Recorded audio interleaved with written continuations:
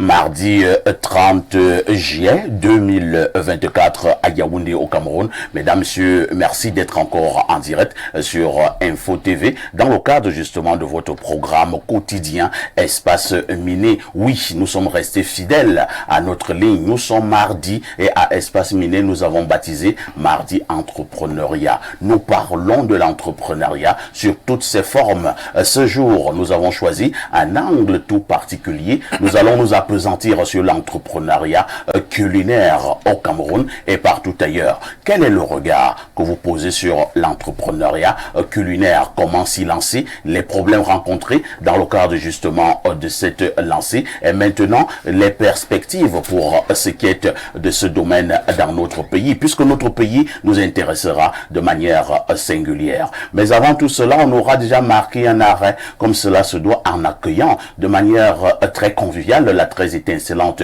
Claudia qui nous fera un tour du côté des kiosques. Blériot Niemek est également en poste comme tous les matins. Il vous délivrera avec beaucoup de bonheur la dénonciation de ce matin. La dénonciation qui restera, ce fait de société qui vous énerve à notre niveau, nous avons le courage de l'opposer de la poser, cette dénonciation sur la table des débats. On ne le dira jamais assez. Ce matin encore, nous ferons ce pourquoi nous sommes payés. Nous sommes payés pour vous donner l'information, rien que l'information, mais toute l'information au canal 317 sur Canal Plus International. Joseph Zambo, bonjour. Bonjour Parfa ici et bonjour aux millions de téléspectateurs qui nous suivent. Vraiment l'introduction, c'est... je voulais applaudir, mais... Ah bon? Comme chaque jour, je suis toujours émerveillé de voir comment vous faites ce pourquoi vous êtes payé. Tout à fait. Et vous le faites bien. Je crois qu'à votre niveau, vous êtes un expert dans le domaine. Quoiqu'au Cameroun, le mot expert énerve beaucoup de gens. J'en ai même eu des polémiques autour de mon nom, disant que c'est excessif que parfois ils se disent que Zambo Joseph est un expert en entrepreneuriat. Mais si vous étiez en blanc, hein, ça n'allait créer aucun problème. Lorsqu'on, si tu étais en blanc, j'allais dire que vous êtes expert en entrepreneuriat, alors qu'en réalité vous excellez dans le jardinage, ça ne devait créer ça ne créerait aucun problème. Mais comme ces Zambo avec qui on a grandi au quartier, on mangeait du pain à haricots, des beignets, bouillis, machin, on dit mais expert de quoi? Voilà alors des imposteurs et tout et tout. Alors que quand même on se bat chaque jour avec nos activités qui marche bien, on inspire chaque jour beaucoup de jeunes qui créent de bonnes choses et on fait des choses qu'on voit. Donc du coup, on ne sait pas pourquoi ça fait polémique pour beaucoup, mais on va continuer de faire ce dont on s'est donné de faire chaque jour. Il y avait un grand homme politique, hein, il s'appelait, j'oublie son nom, il avait écrit un ouvrage, Ce pourquoi je me suis battu. Comment il s'appelait? C'était un monsieur de l'Ouest. Il était un homme politique. Il a été candidat à une élection présidentielle au Cameroun. C'est pourquoi je me suis battu. Bilou? Non. Il avait un nom là, son Kungang, quelque chose. Bon, je vais me rappeler tout à l'heure. Joseph Zambo est donc expert en entrepreneuriat, mais également chef d'entreprise. À côté de Joseph Zambo, nous allons accueillir un vieux de la vieille, déjà habitué de ce plateau d'Espace Miné. Il est journaliste de formation, directeur de publication du journal La Vitrine. Il est également homme politique et soutient les idéaux du Rassemblement démocratique du peuple camerounais. Il a d'ailleurs été membre du Conseil national de la communication au Cameroun. Lui, c'est Bernard Owona. Bernard Owona, bonjour. Bonjour, parfait ici. Bonjour à ton impressionnant panel déjà confortablement installé. Bonjour à vos nombreux téléspectateurs qui nous regardent à travers le monde et surtout, chaque fois que je serai là, je ne cesserai de te remercier de cette invitation parce que ça nous fait du bien dehors. Ah bon? Effectivement. Ça fait que nous sommes mis sur... le succès auprès des femmes? Non, nous sommes mis sur écoute. Ah bon? Oui, nous sommes mis sur écoute. Oh là là. Puisqu'on passe ici et certains ministres nous appellent pour s'insurger de notre attitude vis-à-vis du parti au pouvoir, auquel j'appartiens d'ailleurs et que j'ai dit à ces ministres que quand j'entrais au RDPC par la base, à travers une élection, à travers des élections, j'ai été élu au comité de base, à la sous-section, à la section dans le Mfundi, pas au village, pas en Gomezap, Alors, le ministre, lui, n'était même pas militant de ce parti. Il est entré par le plafond, donc c'est le président qui l'a nommé membre du comité central. Donc, on est mis sur écoute parce qu'on doute de ce que nous disons sur votre plateau. Et c'est un plateau prestigieux. Nous avons l'obligation d'être objectifs, de faire des analyses pertinentes, quitte à ce que ça gêne certaines personnes. Mais nous devons dire des choses qui construisent, qui arrangent. Et je suis très heureux de participer souvent à vos émissions sur ce plateau. Il faut dire, Bernard Owona, que vous êtes justement membre du RDPC. J'ai également été attiré, pas attiré, approché. Beaucoup m'ont interpellé en me disant, mais attends, est-ce que tu es vraiment sûr que Bernard Owona est du RDPC? Comment quelqu'un du RDPC peut critiquer le régime comme ça? Bon, c'est comme si tu es un faux membre du RDPC, ou alors vous êtes un membre du RDPC qui veut garder une certaine lucidité. Je voudrais dire à ceux qui t'ont approché qu'ils se trompent. Je suis militant du RDPC depuis sa création à Bamenda en 1985. Militant de la première heure. Je mets au défi même M. Jean-Claude Teke, secrétaire général du parti. Il y en a même qui ne maîtrisent pas les textes de base de ce parti. C'est pour ça qu'ils ont eu l'appui de Messanga Nyamdi, parce que Messanga Nyamdi fait partie des vrais cadres du parti, qui maîtrise jusqu'au dernier texte de base de cette formation politique. Moi, je crois que le débat n'est pas d'appartenir au parti, où le débat, c'est les états de service. Moi, j'ai échappé à la mort en 1992 lorsque j'étais président du comité de base. Je défendais la victoire du président Paul Biya en 1992. C'était très chaud à Yaoundé. Tout à fait. J'étais tout jeune. Et pendant ce temps, l'opposition vantait, criait fort que le SDF, à travers le chairman Nijon Fundi, avait gagné. Et nous avons failli à passer à l'affrontement carrément entre les différents partis politiques. Donc, nous sommes dans le RDPC. Le meilleur militant, le meilleur responsable du parti au pouvoir, c'est celui qui peut le critiquer pour que les choses avancent. Si les gens veulent que nous venions faire la langue de bois, la roublardise langagère ici, comme le font certains communicants mal inspirés de ce parti, moi, je ne suis pas là. Il y a quand même des communicants mal inspirés de ce côté. Tout à fait, qui n'ont pas honte d'avoir honte. Parce qu'ils passent sur les plateaux, ils mangent la bouche, ils se perdent en conjecture, ils ne savent même pas comment mentir, et disent des choses. Et nous, on ne peut pas faire ça, on ne peut pas faire ça. On est de vrais et authentiques militants de ce parti. Merci Bernard Owona. Oui.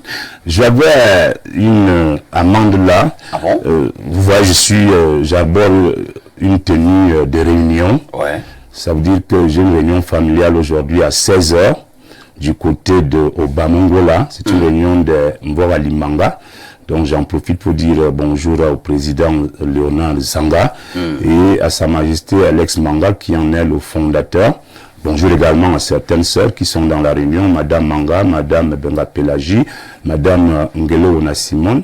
Alors, la réunion a lieu à 16h chez notre fils Placide Némé Manga. Et si j'ai arboré l'uniforme, je devais être amendé. Mais comme j'étais déjà sorti, parce que je devais passer par ce plateau, c'est bien donc de m'excuser auprès de ces membres que si vous me voyez à la télé avec votre tenue, c'est parce que après si je vais aller ailleurs et puis après ailleurs j'irai à la réunion à 16h à Bamongola. Je pense que le message est passé. Merci beaucoup. Ils ne seront pas très rigoureux. Merci Bernard Owona. En face de Bernard Owona, nous allons accueillir une jeune dame qui est venue nous dire bonjour de manière particulière ce matin en direct sur Espace Miné.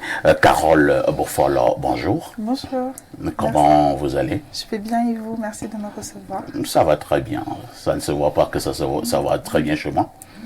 Non, pas trop. Ah, d'accord.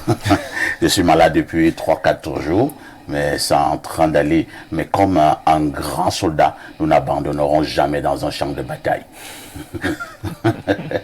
Carole Bofolo excelle dans le domaine culinaire. Je vois devant moi un magazine écrit l'Africanisant, la revue des saveurs africaines. Il s'agit de quoi?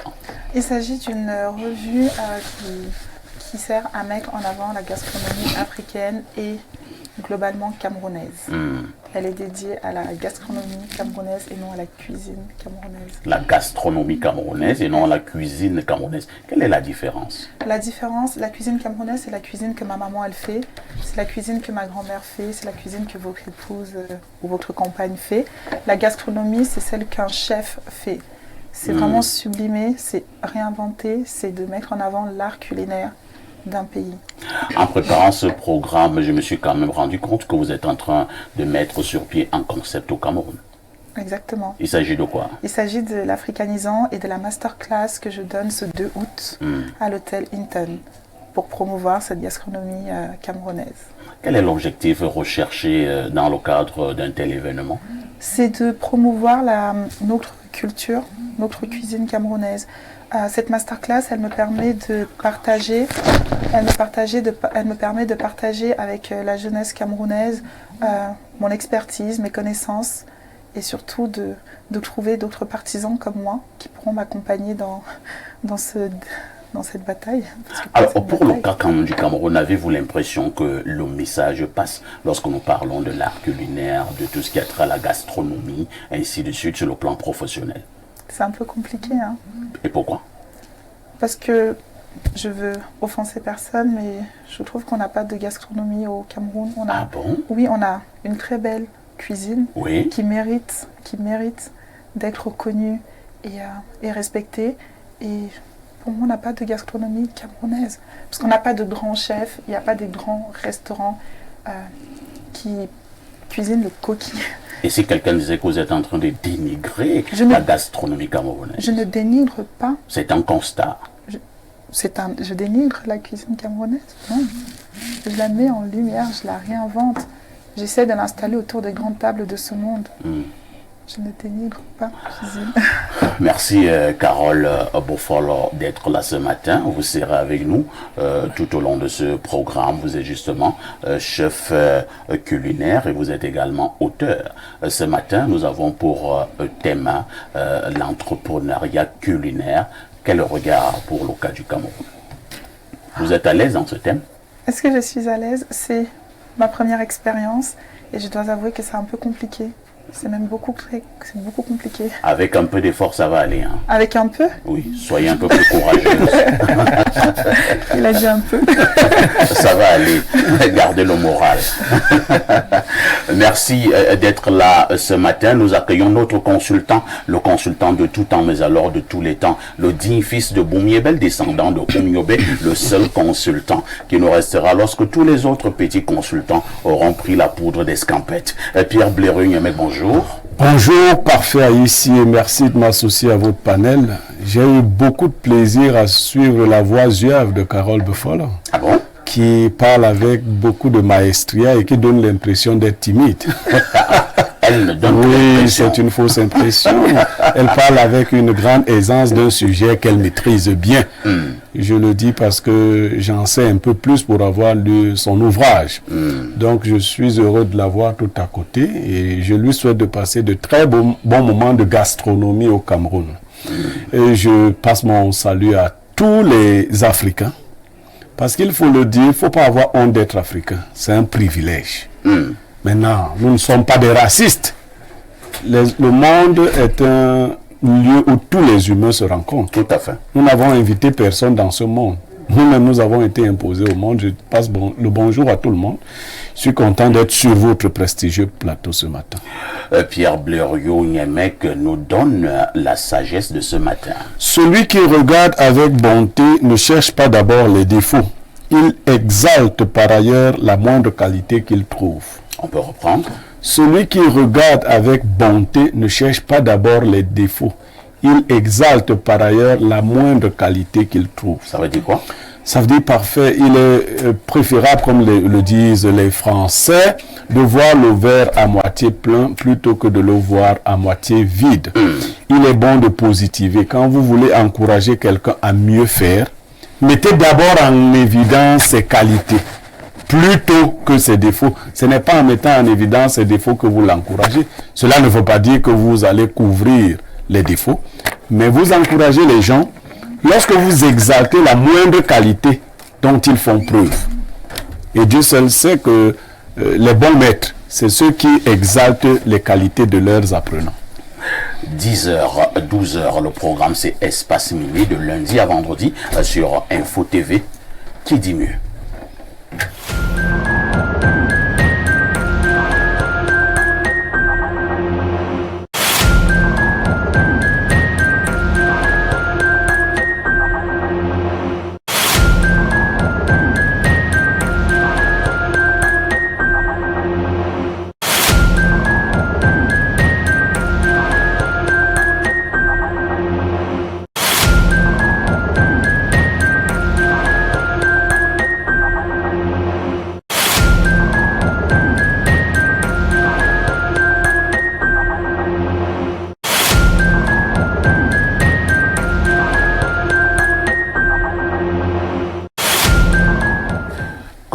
Tcha, bonjour. Bonjour, Parfait ici. Bonjour à tous les téléspectateurs qui te regardent ce matin.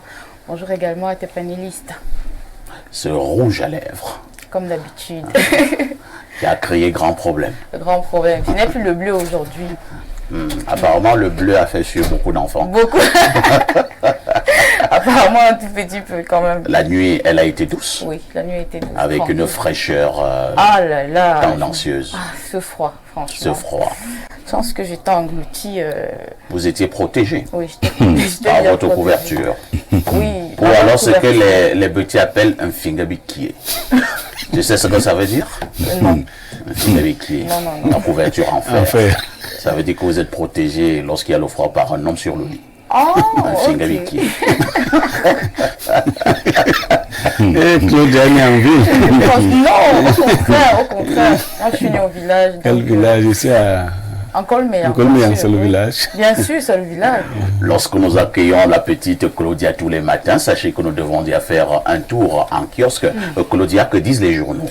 Parfait, ici, les journaux parlent de la formation et recherche chère UNESCO Access TIC et Preuve SEMAC qui signe donc un accord, c'est Info Matin, qui nous parle de cette information en présence du CTA au MINSUP. Professeur Jean-Paul Biya, représentant le MINETAT, professeur Jacques Famdongo, une convention de partenariat a été signée ce 29 juillet 2024 à Brazzaville. L'information est à lire en page 3. Au bas de une, le quotidien Info Matin parle de l'UPAC. Pierre Sansaré, docteur honoris causa. L'information à lire en page 4 de ce journal.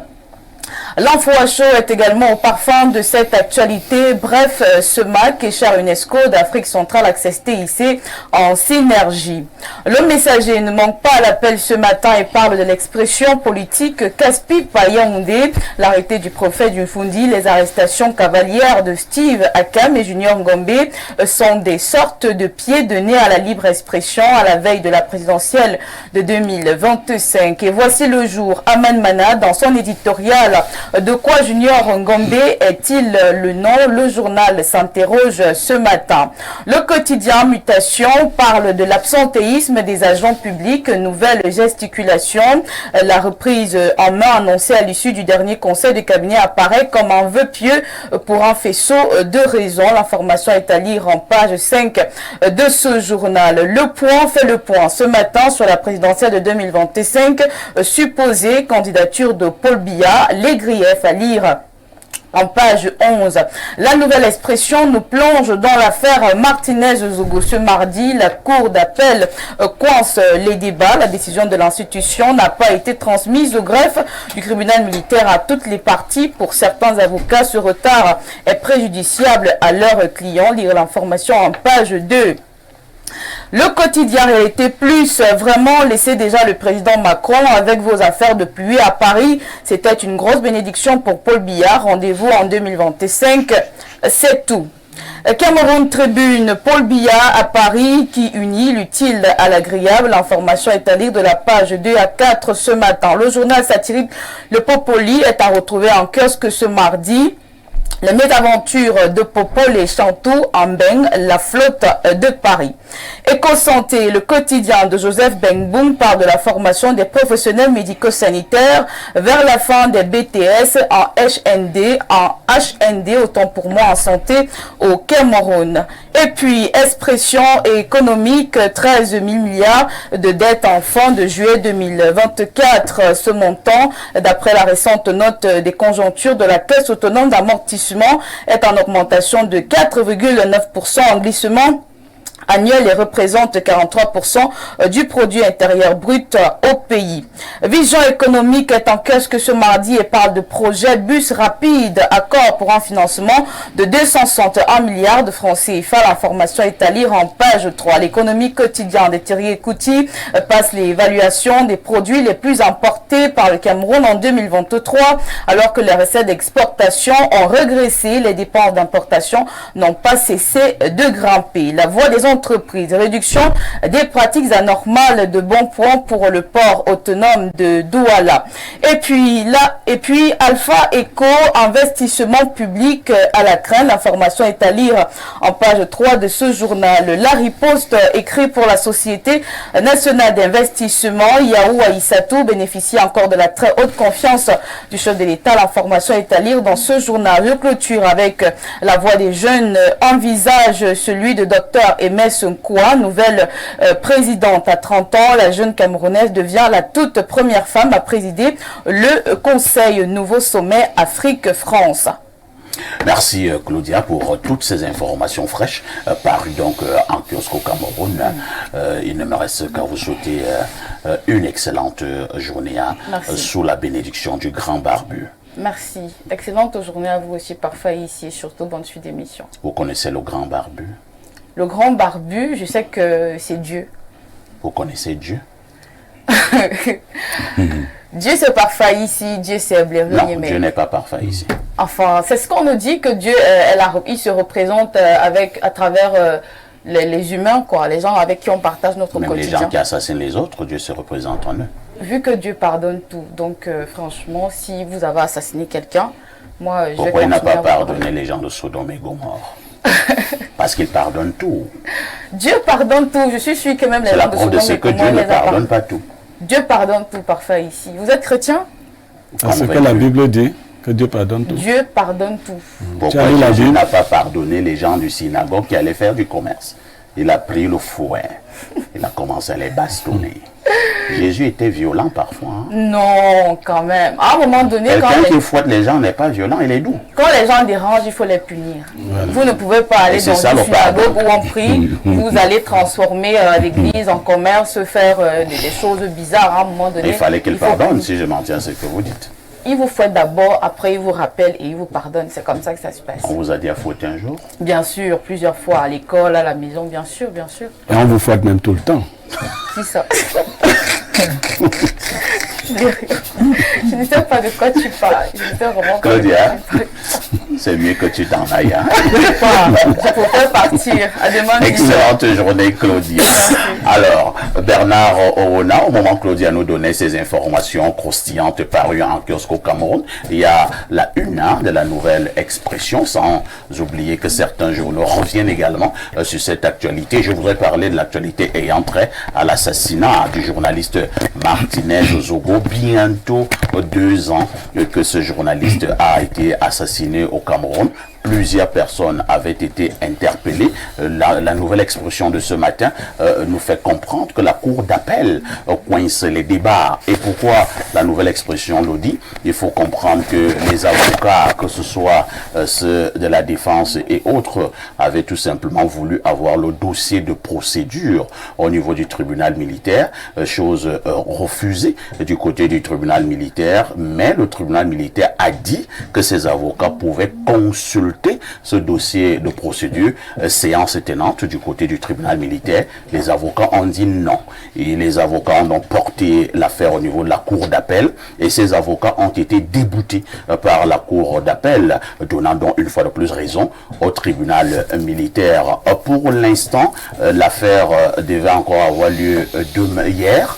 Malheureusement, la cour d'appel n'a pas transmis le dossier au niveau du tribunal militaire et cette affaire a été une fois de plus renvoyée.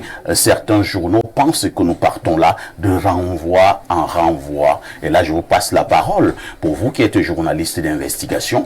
Affaire Martinez Zogo Cameroun, quelque chose coïncide-t-il? Effectivement, parfois ici, cette affaire est partie pour durer dans le temps.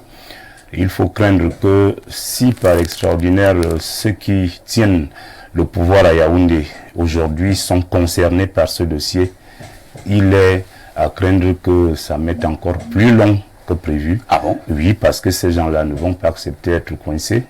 Ces gens-là ne vont pas accepter d'être vraiment mis sur la place publique comme étant les commanditaires, les organisateurs de ce maître odieux, inadmissible qu'on a vécu bientôt 2 ans déjà.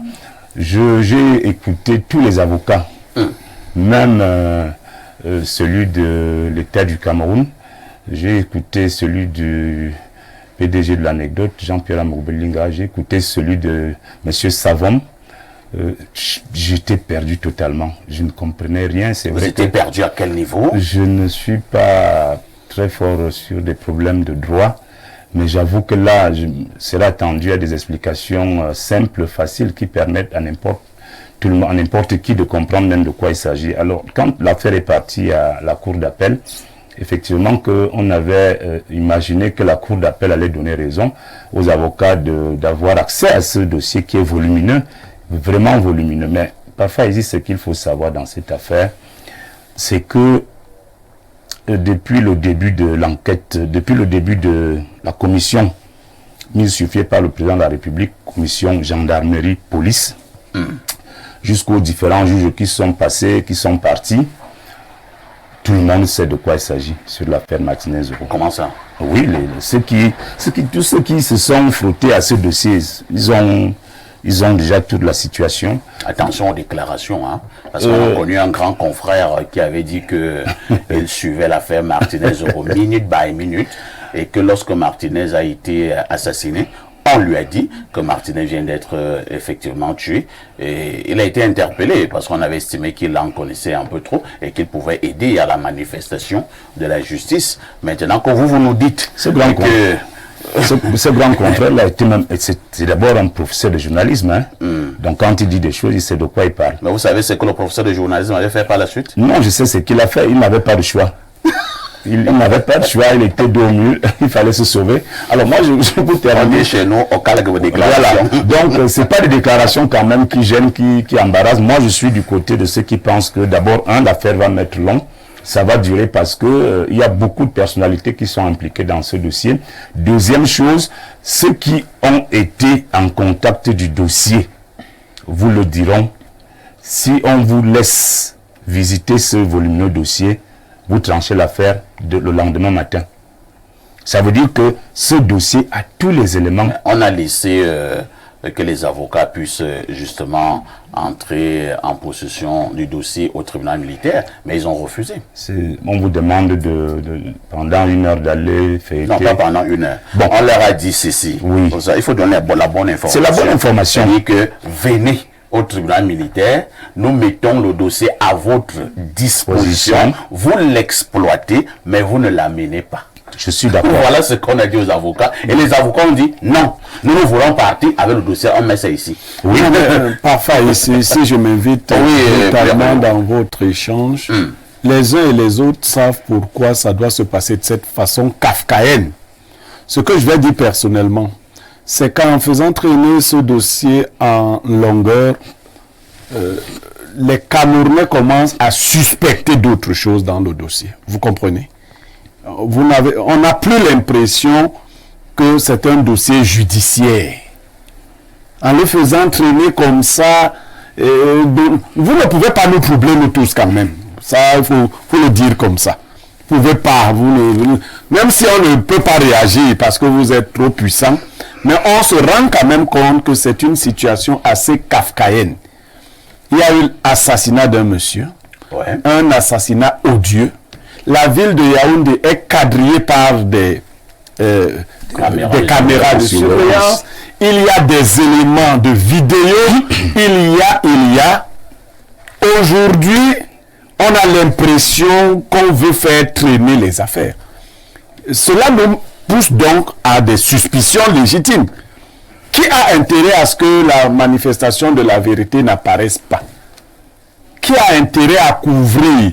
Bon, je ne sais pas si Martinez-Zogo est toujours à la morgue. Oui, il est à la morgue. Je ne sais pas, moi je n'étais pas là-bas. Ben non, vous avez des... Tu étais là-bas? Qu'il est à la morgue. On nous a dit qu'il est à la morgue. On nous a dit, moi, est-ce que tu es obligé de croire? Ça aussi, c'est la bonne information. Non, tu es obligé de croire aux choses qu'on dit. Qui a dit? La bonne information, c'est qu'il y a encore à la mort. Non, moi je le sais. Il est présenté comme le corps de Martinez-Zogo. Je dis que moi, mais je ne sais pas là où il est. Moi, je ne suis pas du côté de mes également. Je suis pas information. On parlait en termes de... On m'a dit, on va aussi dire qu'on a enterré. Bon, donc, on n'a pas encore enterré. Non, moi je n'en sais rien.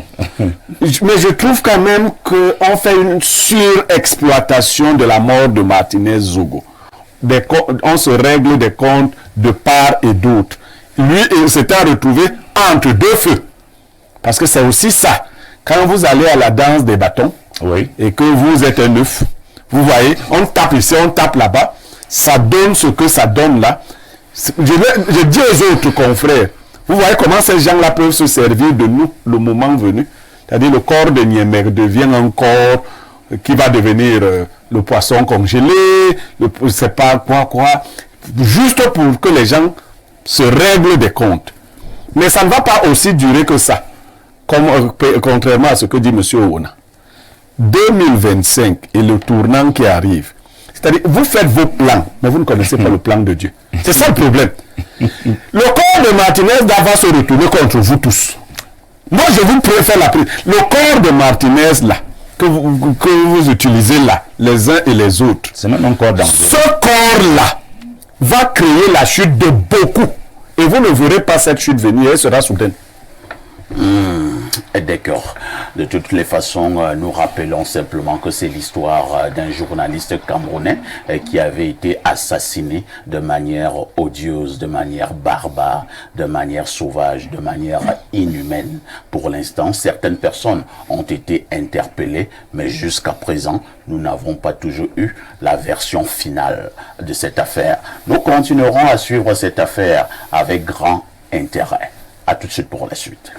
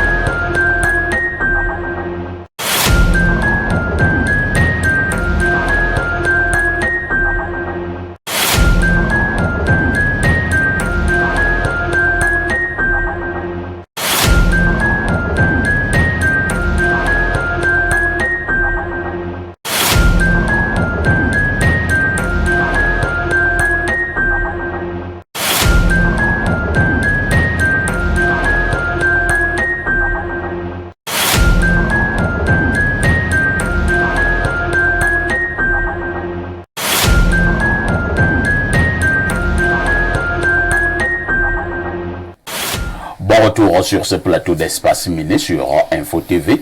Pierre Blériot-Niemek, la dénonciation de ce jour. Parfait, la dénonciation de ce jour est l'histoire triste d'une jeune femme. Née il y a une trentaine d'années, elle a été d'abord élevée par ses grands-parents parce que sa maman n'a pas présenté le géniteur. Le grand-père a récupéré la petite fille et il lui a donné une éducation assez stable. Malheureusement, à partir de ses 14 ans, sa maman a commencé à la balader à travers des prétendus géniteurs. Sa maman était mariée, sa maman l'a prise à 13 ans. Elle a vécu quelques années avec le mari, donc son beau-père, qui s'en occupait plutôt bien. Un beau matin, sa maman lui a présenté un visage et elle lui a dit « Ton géniteur, c'est le type-ci. Bon, et il va falloir que tu ailles vivre avec lui. » On l'a amené de force et ce prétendu géniteur a commencé à abuser d'elle. Oh là là. Il a abusé d'elle. Elle avait à quel âge? 14-15 ans. Incroyable. Par la suite, elle a fugué. Elle est retournée chez sa maman qui a encore eu une merveilleuse idée de lui trouver un deuxième géniteur.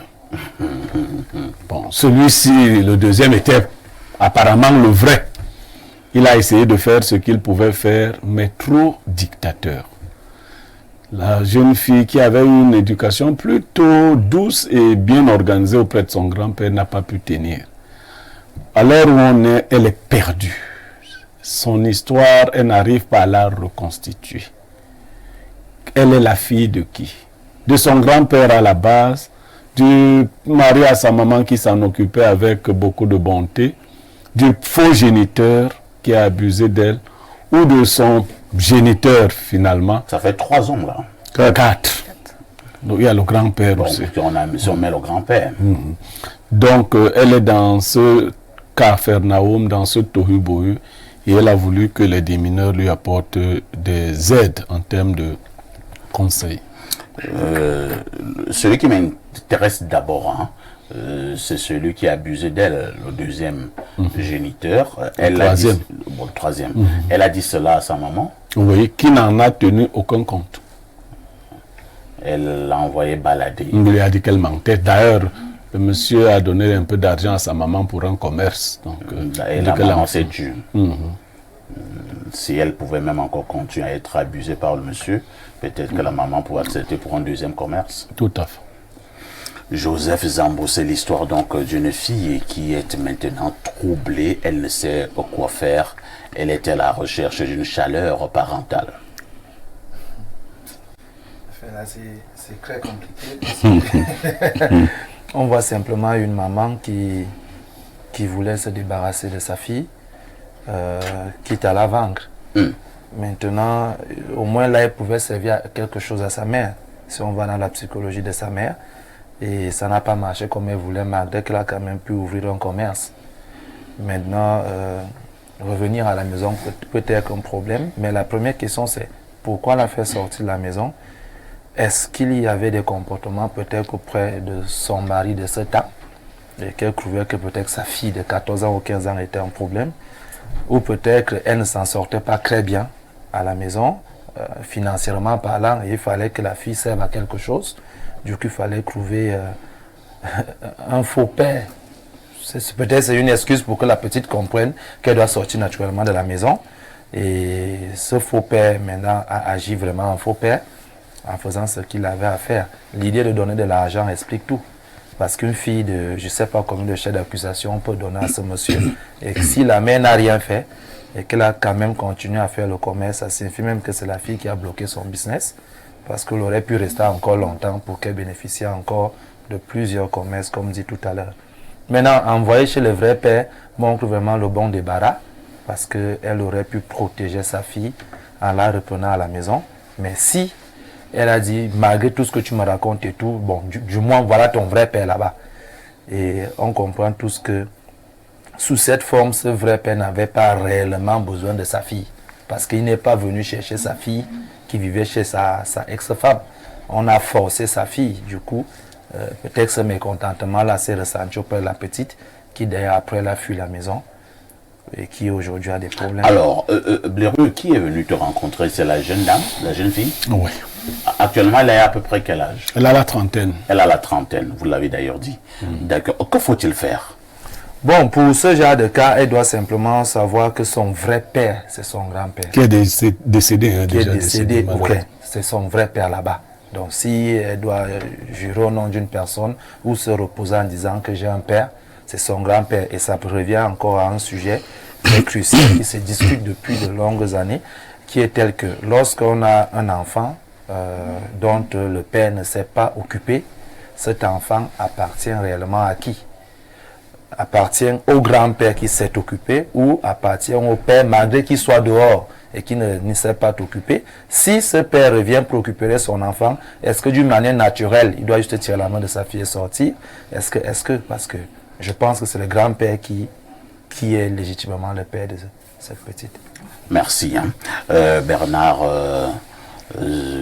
Owona, ça remet quand même au goût du jour ces affaires d'enfants que nous faisons comme cela, comme des blagues, et à un moment donné, on commence à chercher le géniteur. On a parfois dit, Bernard, qu'il n'y a que la femme seule qui connaît le vrai papa de l'enfant. Je mets souvent ça en doute. Hein. Il y a certaines femmes qui ne connaissent même pas le vrai papa de leur enfant. Si vous étiez une fille éparpillée, en une journée, vous allez avec 2, 3, 4 hommes. Vous êtes sûr que vous connaissez vraiment le papa de l'enfant qui peut naître? Je vous passe la parole. Papa, ici, cette affaire est compliquée, comme l'a dit Zambo. Moi, je pense que ce qu'il faut déjà dire sur ce dossier, c'est que la maman est une diablesse incarnée. Je commence même par la fin, c'est-à-dire que le premier conseil que je donne à cette fille, c'est de fuir sa maman. Ah bon? Oui, qu'elle ne la rencontre même plus jamais, puisque c'est une diablesse, qu'elle a fauché, elle a gâté totalement sa vie, parce que elle était d'abord bien entre les mains du grand-père. Elle a grandi là où il y avait l'affection, là où il y avait l'amour Elle n'était pas en danger. Et puis après, elle allait chez un homme que la maman a présenté comme étant le père. L'homme était aussi bien, a continué avec l'œuvre du grand-père. Et du coup, la maman trouve dans un père. Et dit à la fille que voilà ton père. Et le père lui transforme la fille en femme. Voilà, et c'est la mère qui vient avec l'homme. Hein. Il lui dit, elle lui dit, voilà ton père, ma fille, voilà ton père, ton vrai père. Voilà ton vrai père. La fille regarde le vrai père comme ça, le vrai père regarde la fille. Et puis, ce qui devait arriver arriva. Et non content que cette affaire est arrivée, la mère prend même l'argent de ce criminel, de ce bourreau, et se réjouit d'avoir bénéficié d'un financement pour faire un commerce. Je pense au détriment de la vie et de l'honneur de sa propre fille. Déjà qu'elle doute, que sa fille dit la vérité. Lorsque sa fille lui dit qu'elle a été violée par cette espèce de père de fabrication soudaine. Donc maintenant, comme le père géniteur, le vrai, est décédé, moi je pense que il faut que la fille, déjà 30 ans, je ne sais pas si elle a fréquenté, si elle travaille. Non, elle a fait de bonnes études, mais elle ne travaille pas. D'accord. Donc comme elle est dans la trentaine, moi je crois qu'elle doit, et surtout elle a l'avantage d'avoir fréquenté, je crois qu'elle doit prendre ses dispositions, prendre ses distances avec sa mère, que moi je qualifie de diablesse. D'abord cette façon de manipuler les hommes, de créer un environnement où tu fais des hommes, je sais pas comment on peut appeler ça. Elle joue avec les hommes comme de la elle joue avec des hommes. Aujourd'hui, elle joue avec des hommes et elle joue avec sa fille.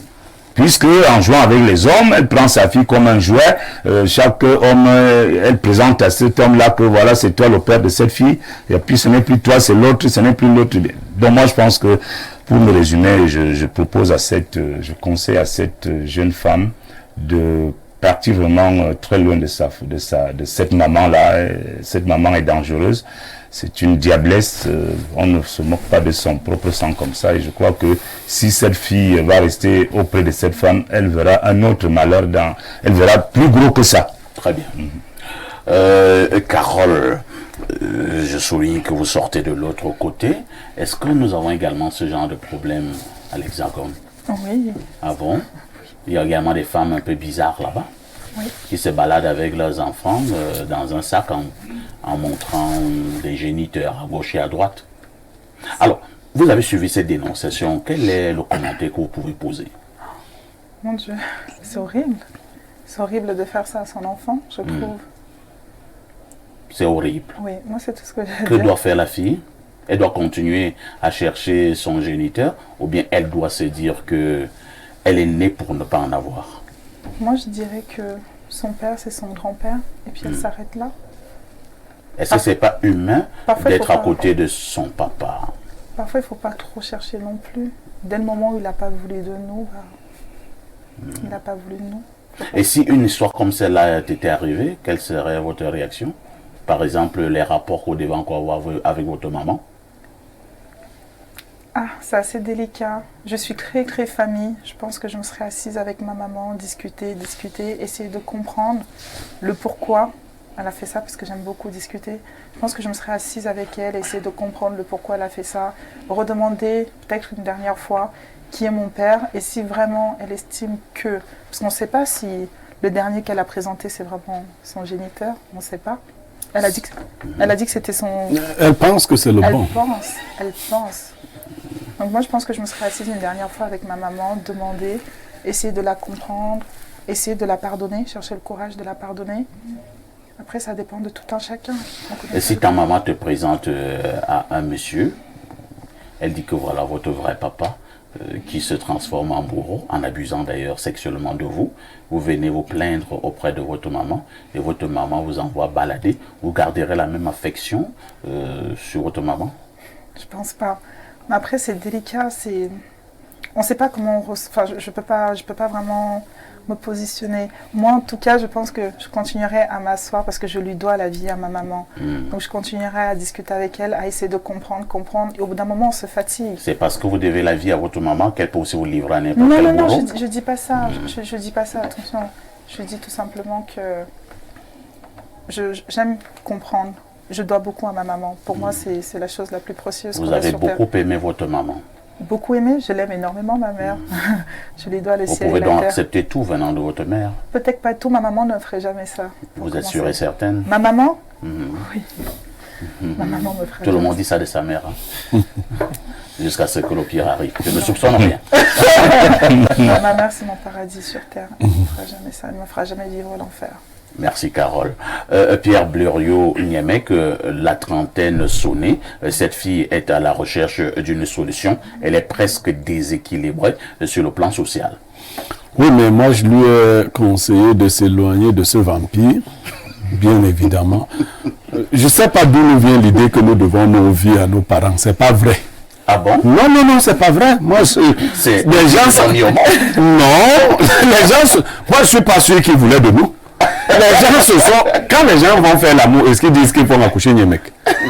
Moi, je ne crois pas qu'il y avait un projet de m'accoucher. Non, mon père, oui, il écoute, il a aidé. Il faisait l'amour avec ma mère. À l'occasion, du même qu'ils ont cassé un lit. Mais je ne sais pas si j'étais un... C'était intense. Je ne sais pas si j'étais un projet. Donc, alors, moi, je suis venu au monde. Par hasard? Je suis venu au monde. Ils ont assumé ma venue au monde. C'est leur devoir. Moi, je leur dois rien, c'est eux qui me doivent. Moi, je n'ai pas demandé à venir. Les gens, ils se sont fait plaisir, moi, je suis venu.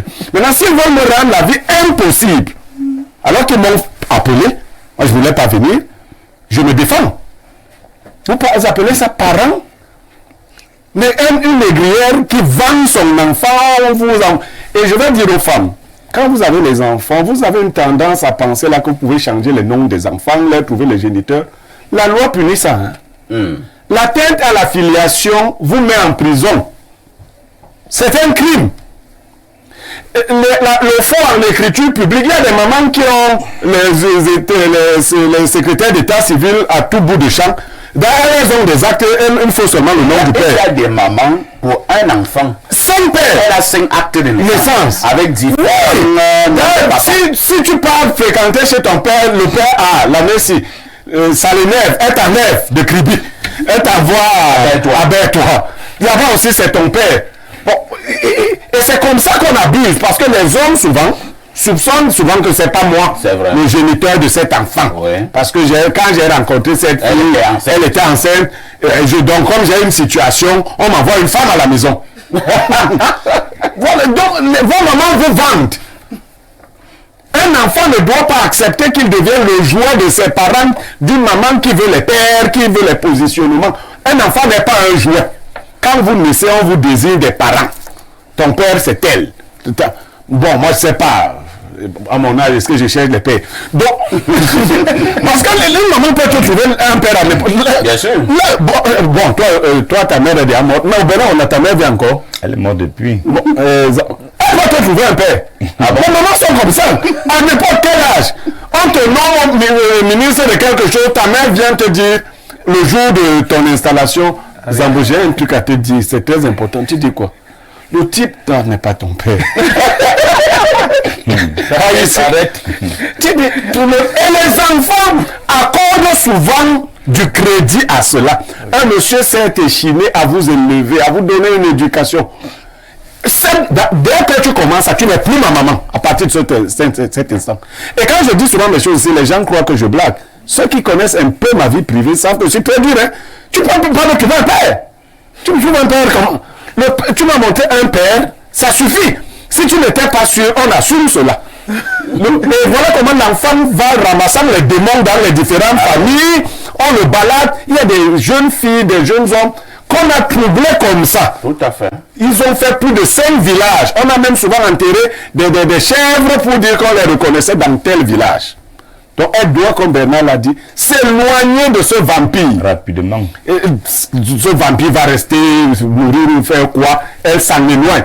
Et c'est cet esprit-là que ma maman ne peut pas me faire du mal. 80% du mal qui nous arrive vient de nos parents. Donc ta maman te mange. Elle écrase même les os. Il y a une fausse théorie. Pourquoi elle ne t'a pas mangé dans le ventre? Le sorcier attend souvent que la nourriture soit bien prête. Mais pas dans le ventre. Non, c'est pas dans le ventre. Quand tu finis de bien garder, quand c'est déjà bon là, le sorcier est toc-toc. C'est là qu'il mange. Quelqu'un m'avait dit qu'habituellement, le diable adore d'abord t'engraisser pour te manger lorsque c'est succulent. Voilà.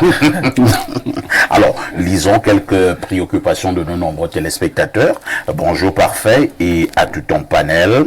Cette dénonciation met sur la table la situation de la mère célibataire. Les jeunes d'aujourd'hui doivent éviter les mères célibataires pour éviter ce genre de situation. C'est quoi cette affaire où on livre l'enfant comme un régime de plantain? C'est Paul de Guidère qui envoie cette préoccupation. Allons au 213. C'est un message qui nous vient de l'Algérie pour bonjour Perfecto et Blériou Niemek. Quand j'ai vu l'affiche avec Carole, j'ai dit je ne manquerai pas cette émission pour rien au monde. Et s'il te plaît Perfecto, j'ai besoin de son numéro pour quelques conseils culinaires car j'ai parfois des papilles gustatives et qui souffrent d'invitaminose. Quand je vois les œuvres de Carole au niveau professionnel, je sais que en ce qui concerne le ventre, je n'ai aucun souci à me faire et même, et parlant de sa beauté physique aussi, je sais aussi que je n'ai aucun souci à me faire en ce qui concerne le bas-ventre, car dit-on, l'homme c'est le ventre et le bas-ventre. Et Carole est Google. Avec elle, on retrouve tout ce qu'on cherche. Incroyable. Carole. Il est inspiré. Hein? Il est en Algérie. Il continue en disant, pour la dénonciation, j'ai connu le genre de maman comme celle de la jeune fille dans mon quartier, des mamans matérialistes prêtes... Des mamans matérialistes donc, prêtes à vendre la fille à n'importe qui pour obtenir de l'argent. La solution pour la fille, c'est de s'éloigner de cette maman, de se rapprocher d'un avocat. S'il existe des preuves de viol, qu'elle les présente pour qu'on poursuive le monsieur. La fille doit mettre les émotions de côté. Ça, c'est une histoire où elle peut s'enrichir avec si elle amène cela en justice. Le violeur qui a donné le fonds de commerce à sa mère... Le violeur qui a donc donné le fonds de commerce à sa mère doit la dédommager et doit aller en prison. Cette fille doit mettre les émotions de côté et elle doit se battre très fort pour sa dignité, qu'elle ne lâche rien et qu'elle ne se lâche pas les bras. Autre message ce jour très rapidement. Bonjour Espace Miné. Alors... Quand Papa Blériot dit souvent qu'il y a des mamans qui n'aiment pas leurs enfants, vous croyez que c'est la blague. Voici un cas palpable d'une diablesse qui a enfanté. Et quand ça se produit, c'est seulement l'enfer qui suit. Et cette fille est dans un enfer terrible dont elle doit rapidement se sortir. Et qu'elle fasse comme Bernard Owen a dit, et c'est loin de ce monstre. C'est Papou depuis dragage à Yaoundé. Autre message ce jour, allons du côté des États-Unis. Que dit le téléspectateur des États-Unis? Bonjour Espace Miné, bonjour spécial au modérateur exclusif, au sage Bantou, on a le nouveau Atebeyene du RDPC. Ce n'est pas un bon nom. Ce n'est pas une bonne trajectoire. Il n'a pas été effectivement, la fin n'était pas très jolie, même si on connaît ce qui s'est passé.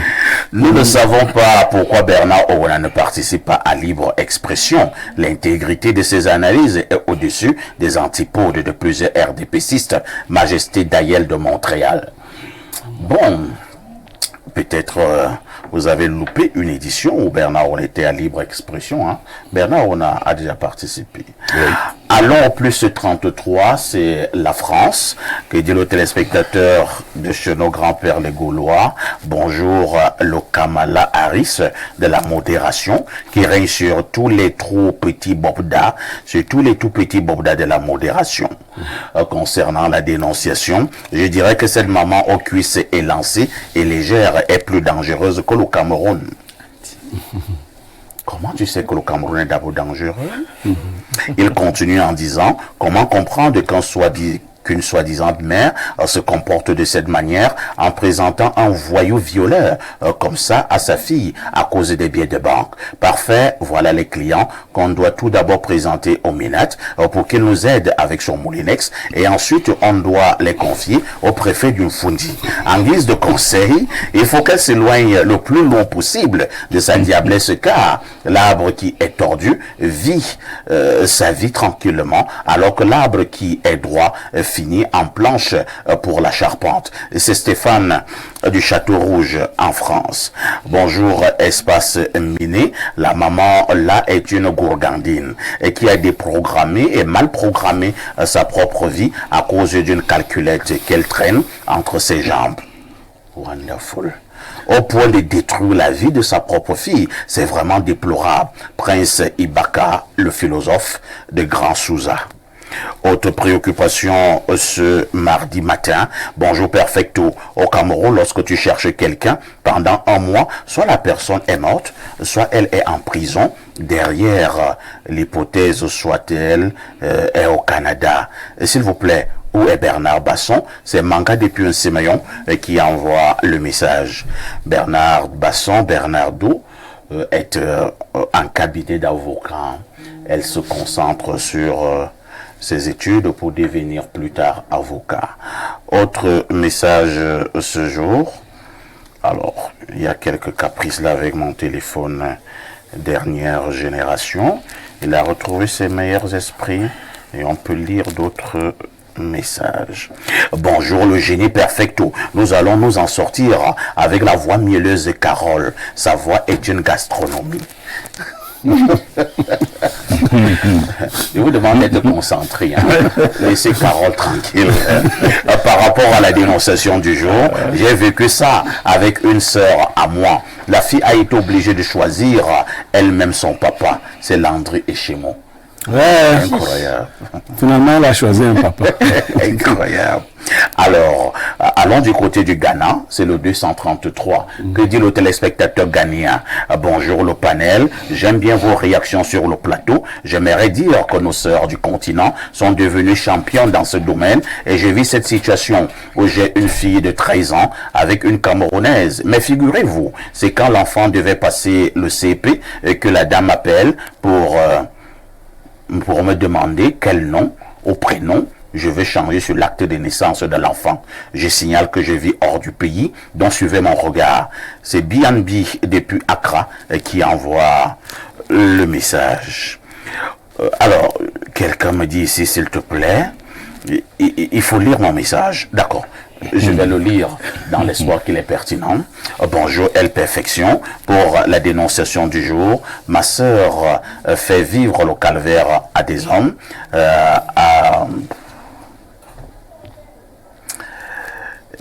Et là, elle donne des pères à ses enfants. Pour elle, c'est très bien que les papas sont ailleurs. Vous avez insisté que je puisse lire votre message. Chacun peut constater ce que nous avons lu. Alors, allons au plus 39, c'est l'Italie. Bonjour perfect au panel. Blériot, même Dieu l'a dit, honore ton père et ta mère. Quand tes parents se faisaient plaisir là, tu étais obligé de t'agglutiner à l'utérus de ta maman. Tu as signé pour venir au monde. Tu leur dois tout. Ça, c'est malade. Honore ton père et ta mère selon le Seigneur. Mais cela ne veut en rien dire que tu dois devenir leur serpillère ou leur FMI. Cette fille a retrouvé un père qui semblait être le bon et a fui sa dictature. Pourtant, il ne voulait que jouer son rôle de père. Elle doit l'approcher et s'assurer qu'il est vraiment le bon et renouer les liens avec lui pour son équilibre. Quant à sa maman, c'est une femme faible et qui a cherché la facilité. C'est Ndobo de l'Italie qui nous envoie ce message. Une touche pour s'impose. Finance SA, acteur majeur de la microfinance au Cameroun depuis 1996. Et si ta solution venait de la Masso?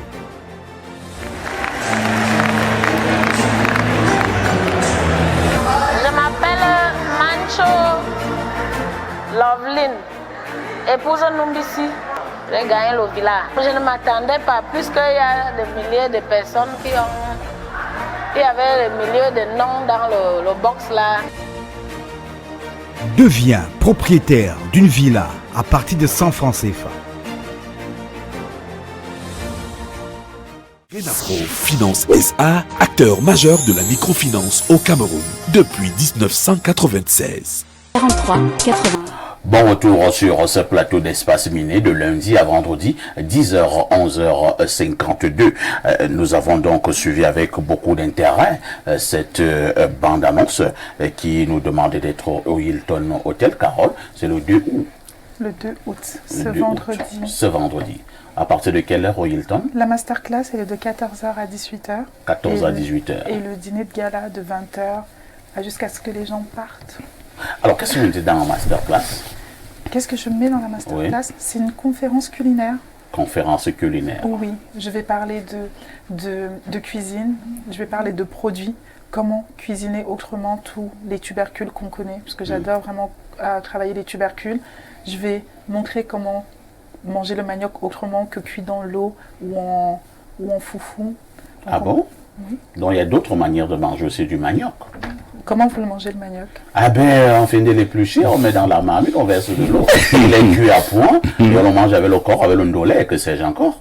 C'est tout. C'est terminé. Maintenant, vous le transformez en couscous. On mange avec le teguel, le kalenkeleng. En tapioca. En tapioca, voilà. En farine. Mais le manioc, on peut le frire. Frire le manioc? Oui, en chips, c'est super bon. Chips de manioc. On peut faire un millefeuille, on peut faire le dessert, on peut faire de la chantilly, on peut faire de la soupe. Il y a tellement de choses à faire. Il n'y a pas d'effet secondaire. Quel effet secondaire? Non, on peut faire tellement de choses avec le manioc. Ça va être ça la masterclass. D'accord. Et en soirée, vous avez parlé de soirée de gala. Oui. Qu'est-ce qu'on aura au niveau de la soirée de gala? Vous allez manger la sauce d'arachide. Ah, un fiango wonto. Un fiango wonto. Comme sur la revue. Pas comme vous le mangez chez vous. Ouais. Sous forme gastronomique. Vous pouvez Quelle regarder. sera la particularité? La particularité, c'est que le poulet, il est cuit basse température. Donc, il va cuire sous vide pendant 1 heure, tout doucement, à 45 degrés. Le blanc, quand tu vas manger le poulet, tu auras l'impression de manger du beurre. Vraiment, tellement ça va. C'est une expérience scientifique alimentaire. Lorsqu'on va manger ce poulet, on aura l'impression qu'on mange du beurre. Oui, parce qu'il va fondre dans la bouche. Incroyable. Il va fondre dans la bouche. Donc vous nous faites saliver là. Voilà, le poulet va être cuit basse température. La sauce ne va pas avoir d'obstacle. Donc il ne va pas y avoir les morceaux de tomates, il ne va pas y avoir les oignons. Elle va être toute lisse, comme le même goût, mais juste elle va être toute lisse, bien onctueuse. Le manioc va être en chips. Donc ça va être une petite chips de manioc, une petite tuile de manioc et une petite espuma, donc une chantilly de manioc. Vous dites que toutes ces merveilles, c'est le 2 août au Hilton Hotel. C'est ça. Conditions de participation, conditions d'entrée? Il faut acheter les tickets qui sont à 175 000. 175 000 vont de 175 000 jusqu'à 500 000. De 175 000 à 500 000 francs. Exactement. Pour pouvoir avoir accès. Exactement. On ne regrettera pas. Comment vous allez regretter? Je vais cuisiner personnellement. Je vais vous faire découvrir les plats que vous mangez tous les jours, cuisinés différemment, dressés différemment, présentés différemment. Je vais vous raconter une petite histoire sur les plats. Que je vous raconte. Ah, ce jour-là? Non, ne racontez pas aujourd'hui. Si je raconte, les gens ne vont pas venir. Très bien. Si je raconte, vous n'allez pas venir. Merci, Carole. Comme vous pouvez le constater, c'est une experte dans l'art culinaire. Et ce matin, nous sommes dans le cadre de Mardi Entrepreneuriat. Carole, nous avons un concept ici, dans le cadre de cette émission. Tous les mardis, nous choisissons un thème qui a trait à l'entrepreneuriat. Et ce mardi, nous avons choisi l'entrepreneuriat dans le domaine culinaire. Quel est le regard que nous posons sur ce type d'entrepreneuriat? Et là, je vais passer d'abord la parole à notre expert, Joseph Zamboquet, sur le plateau pour nous planter justement le décor, comme d'habitude. Joseph, c'est quoi l'entrepreneuriat culinaire? Déjà, au niveau de l'entrepreneuriat culinaire, ça fait justement recours à plusieurs activités qui entrent à l'intérieur, qui concernent, comme je disais, la gastronomie, la restauration, enfin tout ce qui tourne autour de l'agroalimentaire et les activités dérivées qui tournent autour de là.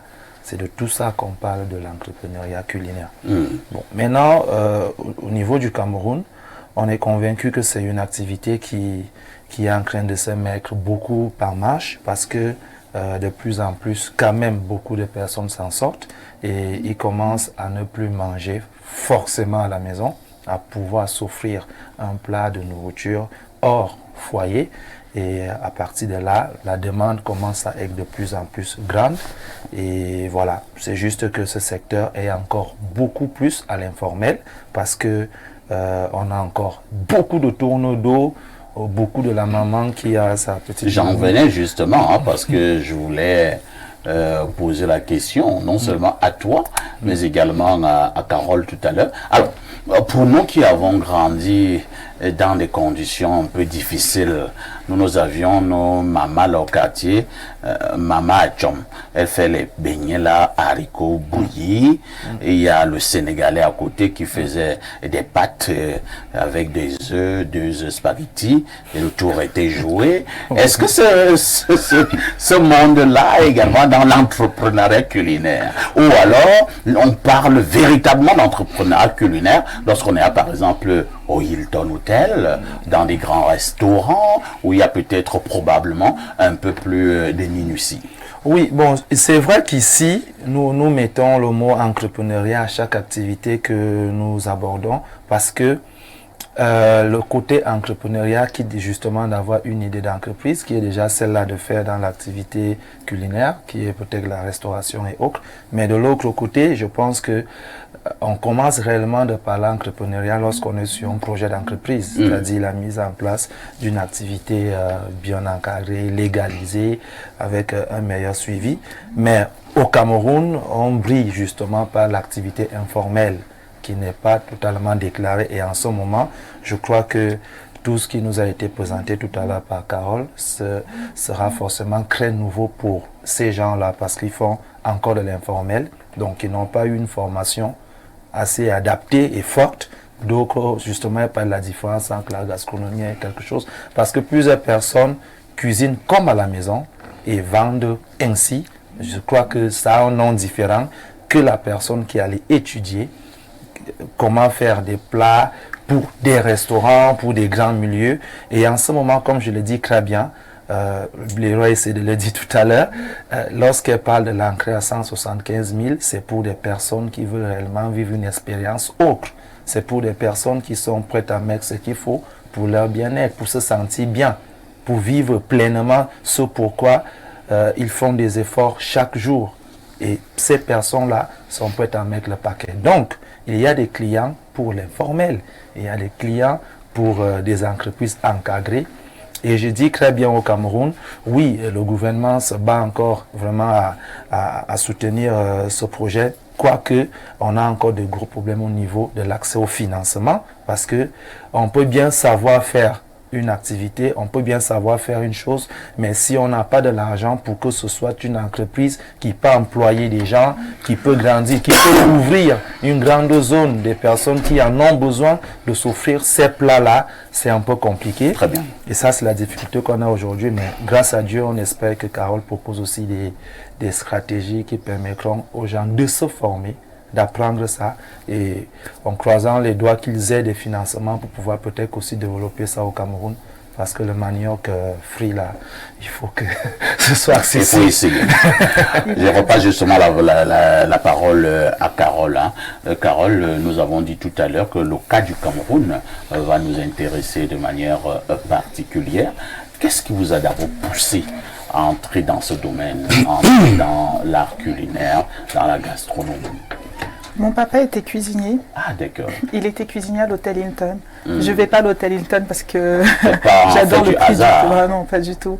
Je suis allée au Hilton parce que mon papa était cuisinier à l'hôtel Hilton. Et pour moi, c'est d'abord pour mon papa. C'est d'abord pour rendre hommage à mon papa. Ça me renvoie à la conversation qu'on a eue un peu auparavant. Moi, je dois tout à mon père et à ma maman.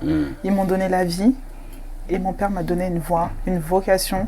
Et surtout, il m'a donné un métier. C'est ce que je chéris le plus au monde, mon métier.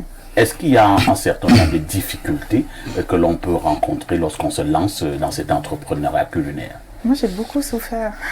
Ah J'ai bon? beaucoup souffert. J'ai souffert pour arriver où je suis aujourd'hui. Et j'ai eu ma maman qui m'a soutenue. C'est très compliqué pour une femme de vouloir faire ce que j'ai fait, c'est-à-dire me positionner dans le milieu de la gastronomie. Et en plus, j'ai pris la voie de la gastronomie africaine. Ça a été très, très dur pour moi. Ça a été un très, très long parcours. Et Pourquoi ça a été dur? Parce que je suis une femme et que je suis noire. Ah et que bon? j'ai été formée dans des grandes maisons. Vous avez été formé en Europe? Oui. Et le fait que vous soyez noir n'a pas été un atout? Ça n'a pas été un atout, ça n'a pas été une faiblesse non plus. Mais disons que la gastronomie, le milieu de la restauration globale est un milieu pour les hommes. C'est un milieu c'est un milieu d'hommes. On sait que les femmes, elles ont beaucoup de difficultés à trouver leur place. Donc il faut vraiment se battre, il faut être déterminé et il faut garder en tête un objectif. Moi, j'ai gardé mon objectif et mon objectif a été d'être où je suis aujourd'hui et je me suis battue pour. Vous avez étudié pendant combien d'années? J'ai fait 2 ans de BEP, 2 ans de bac pro, 1 an de mention complémentaire en pâtisserie et 2 ans de BTS marketing hôtelière. Pratiquement 7 ans. Oui. 7 ans d'apprentissage. 7 ans d'apprentissage. Pour devenir donc une vraie chef. Pour devenir la femme que je suis aujourd'hui.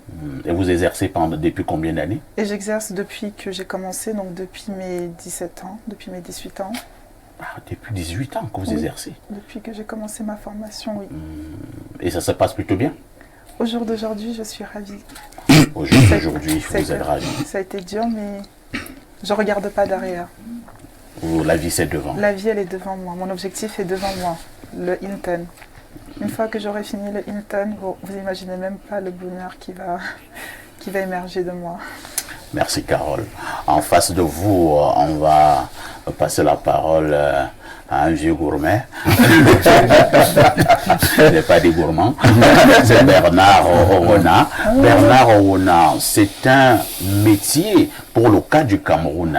Je ne sais pas si ça a commencé à changer, mais à l'époque, nous pensions qu'un homme, par exemple, qui se lançait dans l'art culinaire, dans la gastronomie, c'était un monsieur qui avait raté sa vie. C'était une honte pour sa famille. On disait que c'était des gens qui adoraient tellement manger, des véritables bouffons, dont les derniers de la société. Alors, au jour d'aujourd'hui, avons-nous toujours le même regard sur ceux et celles qui se sont lancés dans ce domaine?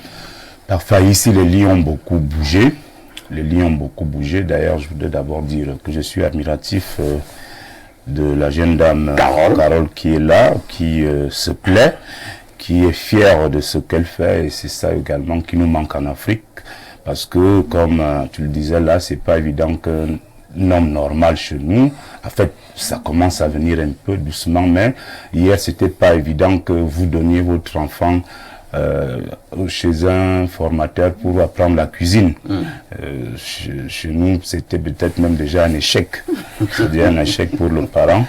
Et si aujourd'hui... une honte familiale. Une honte même, hein, familiale, comme tu dis. Alors, quand nous avons une jeune dame, Carole, qui est là, qui se plaît donc dans ce métier, qui a mis beaucoup d'années pour l'apprendre et qui dit être très heureuse et ravie d'honorer son père, qui l'a inspiré. Moi, je crois que ça nous fait plaisir.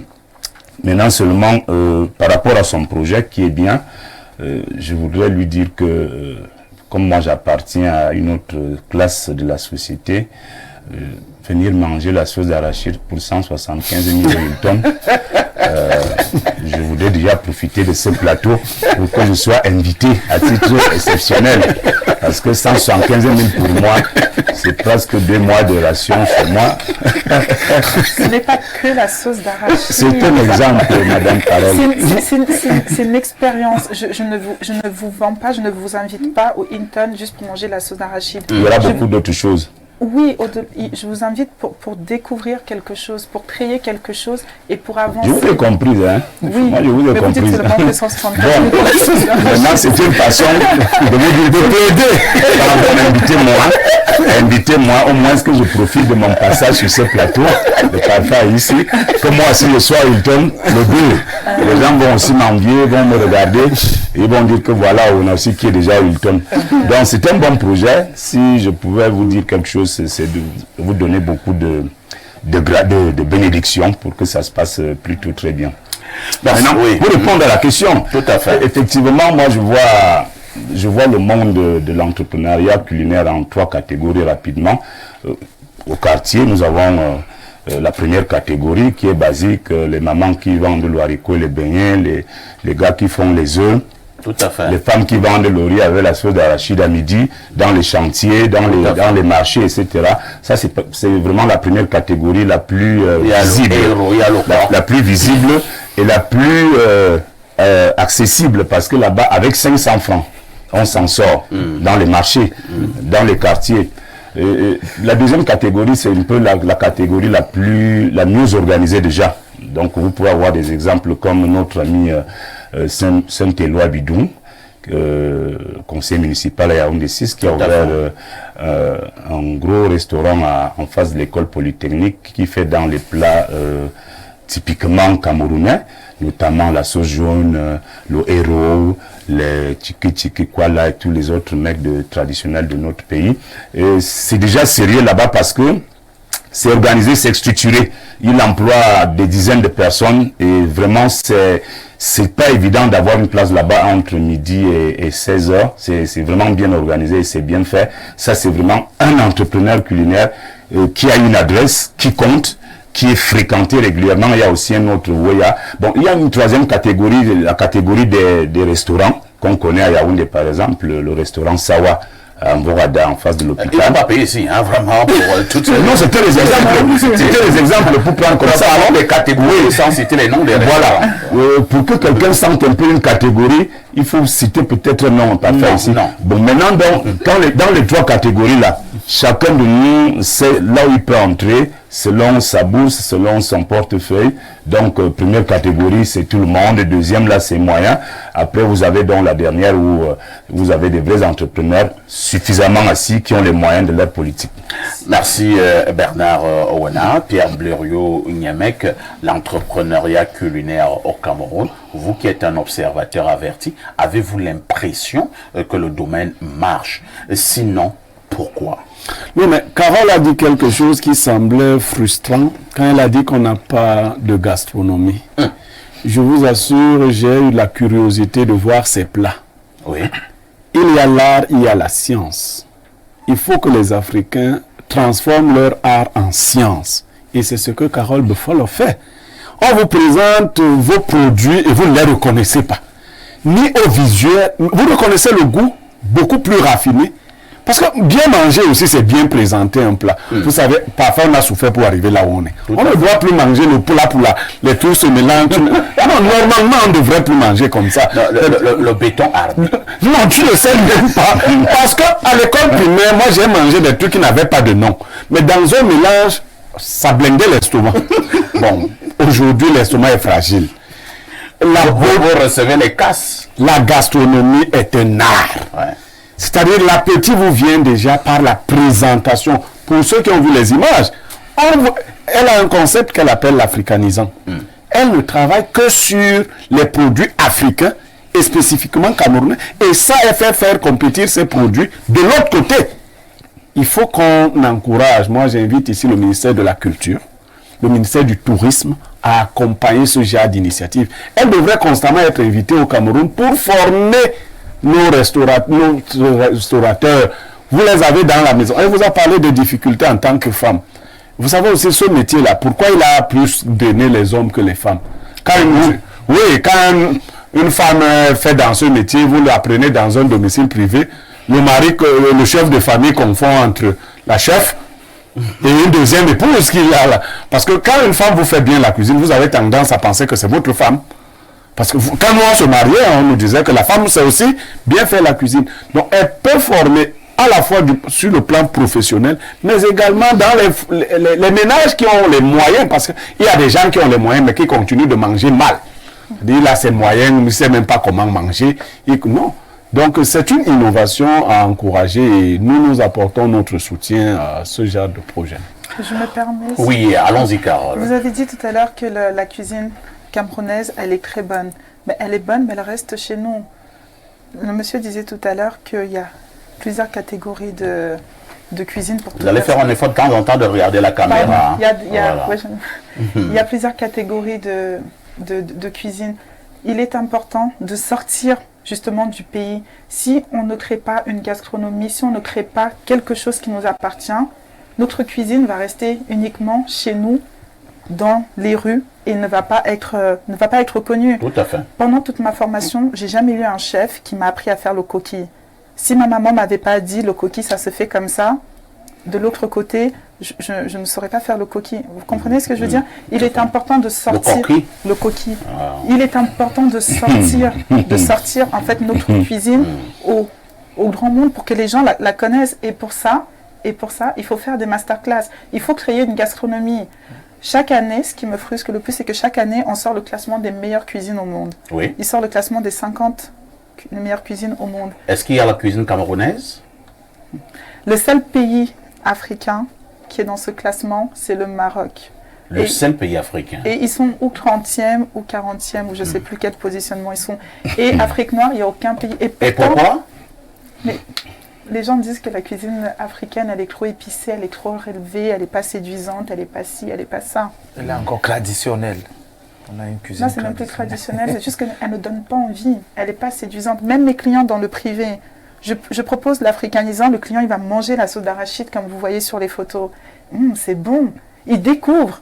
À aucun moment, il irait dans les maquis, dans nos restaurants, pour aller trouver cette cuisine. Il ne va pas se déplacer parce que ça ne lui donne pas envie. Non seulement nos établissements ne sont pas de haut standing, je vais dire, sans vexer personne, ils ne vont pas aller découvrir cette cuisine et elle reste que pour nous. Et c'est ça qui est dommage. C'est ça qui est très dommage. Dans beaucoup de restaurants ici en Afrique, on met en avant la cuisine de l'autre côté. Mais eux, de l'autre côté, ils ne mettent pas en avant nos cuisines dans leurs établissements. Pourquoi? Parce que même nous, déjà, nous ne mettons pas suffisamment en avant notre cuisine. Et moi, les clients, quand ils goûtent mon africanisant, quand ils goûtent mon bongo, mon namgwan, mon ekomba, quand ils goûtent ça, vous faites le bongo, je fais toutes ces choses-là. Vous faites le combat. Je fais toutes ces choses-là. Et quand mes clients, ils goûtent ça, ah, mais Carole, c'était super bon. Maintenant, on a envie de goûter la vraie sauce d'arachide. Vous faites les chenilles? Non, je ne vais pas jusque-là. Vous connaissez le fosse? C'est mon plat préféré. Le fosse? Oui, vous faites le fosse? Je ne peux pas faire ça à mes clients. Il faut y aller doucement. Il faut y aller doucement. Et c'est ça, et en fait, c'est ce retour, ce sont ces retours-là que je cherche. Que le client me dise, j'ai goûté la version africanisante, maintenant, je veux goûter la version que ta maman t'a appris. Donc tu viens chez nous, tu poses la grosse marmite sur la table, le manioc comme tu cuisines dans l'eau et on mange. Et c'est comme ça qu'on avance, c'est comme ça qu'on fait connaître nos cuisines. Maintenant, dans les médias de l'autre côté, on parle du coquille. On parle du coquille, on parle de la sauce d'arachide, on parle du bongo. Et c'est le ndolé. Le ndolé, ça fait mal au ventre. C'est compliqué à faire. C'est compliqué à faire. C'est compliqué. Il faut voir la grammaire. Il faut voir la grammaire. Alors. Le ndolé, j'ai beaucoup de difficultés avec le ndolé. Ah, ça c'est pour vous. Je vais vous amener à aimer le ndolé. C'est vrai, le ndolé, je vais vous amener quelque part. Lisons donc d'abord quelques messages de téléspectateurs. Bonjour Moulinex de l'Info TV, belle émission. Pourquoi Carole Befolon est trop romantique? C'est Marius de Mélène. Mais où est-ce que vous avez vu son romantisme? Ouais, qu'est-ce que vous voulez même chez Carole? Carole vous explique les bonnes choses, voilà. Bon, si vous voulez donc bénéficier de ce romantisme, allez au Hilton. Alors, autre message ce jour, bonjour les démineurs, merci à Dieu Tout-Puissant pour avoir créé Carole avant nos prières dominicales. Et Vinandongo, pasteur divisionnaire 5 étoiles. Pardon. C'est compliqué aujourd'hui avec Carole. Alors, autre message, bonjour chers démineurs. Oh là là, ce problème de type scientifique, diabolique à Mamania, héros-cambolesque, et la fille est devenue enfant de commerce pour sa propre mère. Il faut s'éloigner de cette commerçante dame. Merci, c'est Ghislain Loric. En réponse à M. Zambo, le seul effet secondaire à la cuisine de Madame Carole, c'est de mourir de plaisir gustatif. de plaisir gustatif. Oui, il faut bien préciser. Alors, autre préoccupation. Bonjour, parfait, ici. Oui, j'ai décidé de gêner aujourd'hui et vous venez parler de cuisine et de gastronomie. Jusqu'à la ravissante jeune dame parle de poulet fondant comme le beurre. Je fais comment alors? Tu te rends les deux au Hilton. Concernant le sujet du jour, l'entrepreneuriat culinaire est de loin la forme d'entrepreneuriat la plus répandue sur notre territoire. Cela est juste encore pratiqué de manière précaire, mais ça reste un aspect de l'entrepreneuriat plein de potentialités. Beaucoup de courage à notre jeune gastronome, bien de bénédiction à elle. C'est Papou depuis Dragage à Yaoundé. Autre message, bonjour le génie perfecto. Nous allons nous en sortir avec la voix mielleuse de Carole. Sa voix est une gastronomie. Incroyable. Si c'était la voix-ci qui m'emmenait les clients, c'est que je suis déjà riche. Autre message. Alors, je vais lire comme c'est écrit. Hein. Ediba Mouam, un gando au piquette du micro. Ediba Mouam. Ça veut dire bonjour, gando piquette du micro. Ediba Mouam. Non, vraiment, non. Je ne suis pas d'accord. C'est le doigt là. Je crois que mon message sera lu. Juste féliciter la dame sur votre plateau. D'ailleurs, elle est très belle, surtout quand elle parle de la cuisine. Ses yeux pétillent et brillent. Est-elle mariée? Elle vous parle de la bonne cuisine. Elle vous parle de l'évolution qu'elle a eu à faire dans ce domaine-là pour la cuisine camerounaise. Le fait qu'elle soit mariée, est-ce que c'est important? Oh là là. Je suis mariée à ma passion. Voilà. Elle dit donc qu'elle est mariée à sa passion. Du coup, vous êtes désolé, n'est-ce pas? Il continue en disant, sinon, elle mérite un bon bantou. Malheureusement, son histoire de 175 000 là nous élimine d'office. Pour le Ndolais, qu'elle s'approche de nos mamans Douala. C'est Cyril qui envoie ce message. Autre message ce jour. Bonjour, monsieur Parfait ici, alias le Lionel Messi de la modération, et à tous vos panélistes minces, sans avoir goûté les repas de la dame. Juste la voix m'a déjà convaincu que les repas sont délicieux. J'aimerais ouvrir mon entreprise de formation, mais je ne sais pas comment faire pour l'ouvrir sans avoir des problèmes. S'il vous plaît, monsieur Parfait, est-ce que l'expert peut me donner quelques pistes? Merci, c'est Francky depuis EDEA. Bon, Francky, il faut d'abord savoir quel genre d'entreprise de formation vous voulez ouvrir. Quand on dit seulement une entreprise de formation, c'est vaste là. Alors, autre message très rapidement. Allons une fois de plus au plus 33, c'est la France. Bonjour à vous sur le plateau, émission très pertinente. Ça, ce sont les choses de... Vous utilisez des expressions compliquées. Hein? Je vais chercher un synonyme. Ça, ce sont des choses... des femmes à la moralité douteuse, je préfère le dire comme ça, ou bien de basse moralité. J'ai donc cherché une expression synonyme. Les mères du poisson brisé, 2 bières. Après, on a des enfants qui déambulent partout. Parfois, ici, la dame à côté de vous m'a foudroyé de par le son de sa voix. J'aimerais l'inviter à prendre un pot et solliciter ses prestations de service. C'est Don Brasini, l'importateur. Il envoie ce message à partir de la France. Il connaît mes tarifs en France. Bon, la dame dit que vous connaissez ces tarifs en France. C'est quel tarifaire là? C'est quel tarifaire? De quoi? De chef privé. Alors, quelqu'un demande justement votre contact ici. Hein, c'est toujours un message qui nous vient du plus 33, c'est-à-dire la France. Bonjour, est-ce que madame peut donner son contact pour des projets culinaires? Oui. Oui, allons-y. Mon numéro? Oui, pour des projets culinaires. Numéro professionnel. Ah. Numéro professionnel. En France ou au Cameroun? Si vous en avez au Cameroun, vous donnez. Ou si vous avez en France, vous donnez aussi. Numéro professionnel. Ah, c'est ma bon, vous allez le donner tout à l'heure. Hein. On repasse la parole à Joseph Zambo. Joseph Zambo, pour le cas justement du Cameroun, est-ce que nous devons mettre sur pied des stratégies adaptées pour que progressivement nous faisons de l'entrepreneuriat culinaire ou alors de l'aspect culinaire un aspect fortement professionnel? Moi, je pense qu'ici, il faut déjà d'abord distinguer les 3 classes que Monsieur Bernard Ouna a listé tout à l'heure, et de faire comprendre que lorsqu'on parle déjà d'entreprise, on ne parle plus de ce qui se fait naturellement à la maison. Lorsqu'une personne a commenté tout à l'heure, la personne disait qu'elle veut ouvrir une entreprise et se rassurer de ne pas faire une erreur, parce qu'en fait, à la cuisine que la dame fait, il y a un contrôle.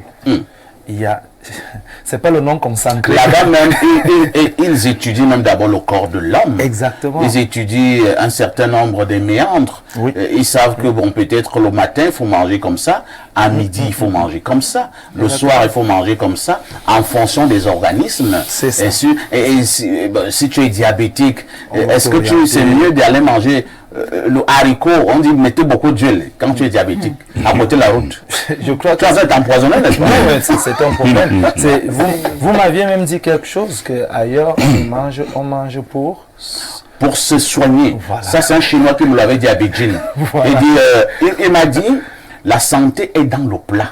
Ouais. Un Chinois. La santé est dans le plat. Je lui dis, ben, ça veut dire quoi? Il me dit, ici chez nous en Chine, quand nous mangeons, en même temps nous nous soignons. Voilà. Parce que ce qui est mis dans le plat, en réalité, ça vous soigne. Voilà. Cette histoire, je la gardais, j'attendais la bonne émission pour que vous la partagiez aux autres. Parce qu'en réalité, c'est pas de la quantité, c'est de la qualité. Vous avez vu ce plat. On comprend tous que c'est pas les kilos de nourriture consommée qui favorise la bonne nutrition du corps. C'est les aliments, les nutriments qui se trouvent à l'intérieur du plat. C'est ça qui est important pour l'organisme. Et je crois que lorsque elle propose ces plats, c'est dans la mesure de réellement manger, bien manger. Pas manger, mais bien manger. Mais sauf qu'ici, le problème qu'on a au Cameroun, c'est que on ne fait pas de marketing pour quelque chose qui soit traditionnel à nous. Mais par contre, on essaye de tribaliser ce que nous avons vers notre couloir. On va dire, quand tu vas parler du héros, il y a des régions qui vont dire que non, c'est pas ta nourriture, c'est la nourriture d'ici. Alors qu'on fait tous partie du même Cameroun. Or, si une nourriture devient un plat camerounais, il faut que de tous les quatre coins du Cameroun, on développe le marketing de ce produit pour que même à l'international, on reconnaisse d'abord le nom de ça et deuxièmement que des professionnels du domaine puissent travailler ce plat afin qu'il soit assez contrôlé, assez géré selon les règles de l'art culinaire pour qu'il soit déjà vendu au grand public. Parce que nous ici, peut-être qu'on a grandi dans ces bourratifs-là, s'il faut dire comme ça, c'est pas peut-être un problème pour nous, mais pour des personnes où on contrôle la glycémie chaque soir, où on contrôle la tension, on contrôle le diabète et tout, tu viens verser non pas les coquilles, il y a quoi qui a souvent le sucre là, peut-être même de l'eau coque, où vous remplissez le sel dedans, celui-là consomme, oui, peut-être qu'il peut dire c'est bon, mais 2 jours plus tard, il a des problèmes, et là, ça sera de ta faute. Parce que chez eux, tu fais une erreur comme celle-là qui amène quelqu'un à l'hôpital après, tu as un souci. Donc moi, je pense que pour le Cameroun, il faut que des professionnels du domaine puissent récupérer nos plats non consacrés, essayer de les équilibrer, essayer de faire du marketing sur ces produits et à partir de là, les exposer au monde entier. Et je suis sûr que des gens à l'extérieur souhaitent goûter nos plats, mais ont simplement peur que ce ne soit pas suffisamment bien organisé. Et pour que ça se fasse, il faut que ce soit un projet d'entreprise. C'est où on parle dans l'entrepreneuriat culinaire. Donc, ce n'est pas du culinaire dans le sens traditionnel, mais dans le sens entrepreneurial, sur un projet d'entreprise bien encadré, bien contrôlé, avec un système peut-être gouvernemental qui contrôle que si vous cuisinez bien, depuis le mois dernier, que ce mois aussi vous continuez de bien cuisiner et que tout est encore bien contrôlé, quitte à mettre même des étoiles ou bien des choses qui montrent l'accréditation des gens qui font la cuisine. Ça permet de maintenir la bonne qualité. Bernard Ouna, quelqu'un parlait tout à l'heure du ministère de la Culture, mais également du ministère du Tourisme. Lorsque vous prenez naturellement le cas du Cameroun, ces 2 départements ministériels sont-ils au courant que l'art culinaire et de manière générale la gastronomie peut être un outil, un vecteur de vente de notre pays sur le plan justement de l'image? Tout à fait, c'est un gros vecteur vente comment je peux appeler ça,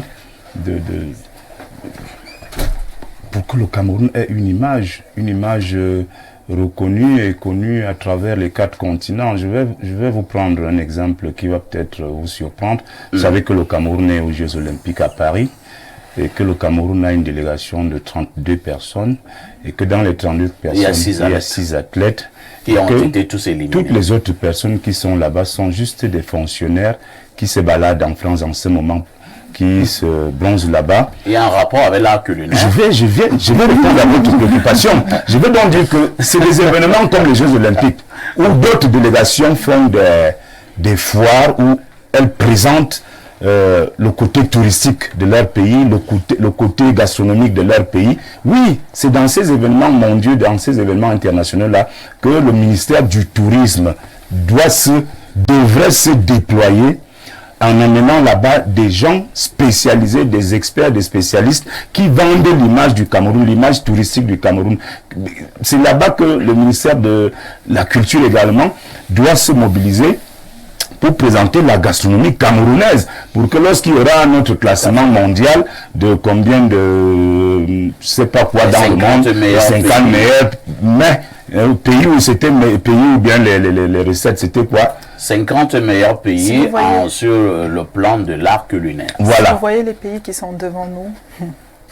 Bon, en fait, il n'y a pas un seul pays africain dedans. Peut-être le Maroc. On a dit le Maroc qui vient à la 30e. Quelque chose là-bas. Et pourtant, nous, on peut avoir le meilleur plat ici que le Maroc. On peut avoir de meilleurs plats ici à vendre à l'international que le Maroc. Donc, tout est dans la volonté politique. Tout est dans la volonté politique. Je reviens dessus, Monsieur Parfait, ici. Lorsque vous avez le privilège de participer à un événement planétaire comme les Jeux Olympiques, comme c'est le cas à Paris, l'État qui prépare cet événement depuis des mois doit penser à tous les pans, à tous les aspects qui permettent que sortir de cet événement, l'État soit bénéficiaire de quelque chose. Pas forcément pour les médailles, parce que j'en suis persuadé, on n'en aura pas. Les médailles, c'est pas, il faudra un miracle pour qu'on ait une médaille de... Vous parlez du Cameroun? Je parle du Cameroun. Tout le monde a été éliminé. Mais je dis, bon, il y a quelqu'un qui doit nager, qui devait nager à 10 heures aujourd'hui, c'est pas s'il a été éliminé. Alors, donc, pour que nous ayons donc une médaille, je crois que ce sera un vrai miracle de Dieu. Mais alors, nous, on doit donc utiliser ces événements-là parallèlement. On fait ça de cuisine. Oui, on prend ça, on vante notre cuisine, on vante notre gastronomie, on vante les médailles. Non, on n'aura rien. Donc voilà, moi je pense que si je faisais allusion à ça, et je vous assure que si vous voyez le ministère du Tourisme, il est bien à l'image de celui qui occupe le fauteuil.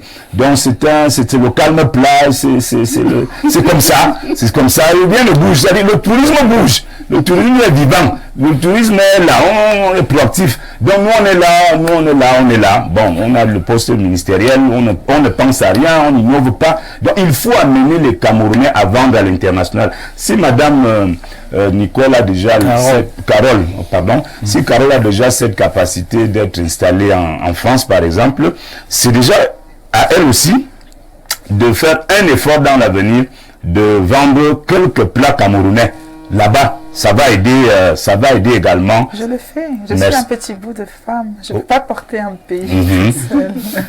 C'est déjà beaucoup. C'est déjà beaucoup que en plein Paris ou en plein Lyon ou en plein Marseille, là où vous êtes basé, que des gens viennent, pas les Camerounais, que des Occidentaux viennent à apprécier des mets camerounais comme la sauce d'arachide, comme le coquille, etc. Cela vend déjà notre image à l'international. Pierre Blériot-Niemek, pour le cas justement de l'art culinaire, est-ce que nous pouvons dire que nous devons sortir des anciennes considérations et se dire dorénavant que ce sont des secteurs porteurs, j'ai peur de dire des secteurs d'avenir? La nature nous a gâtés. C'est peut-être la raison principale de notre paresse. L'Afrique est gâtée.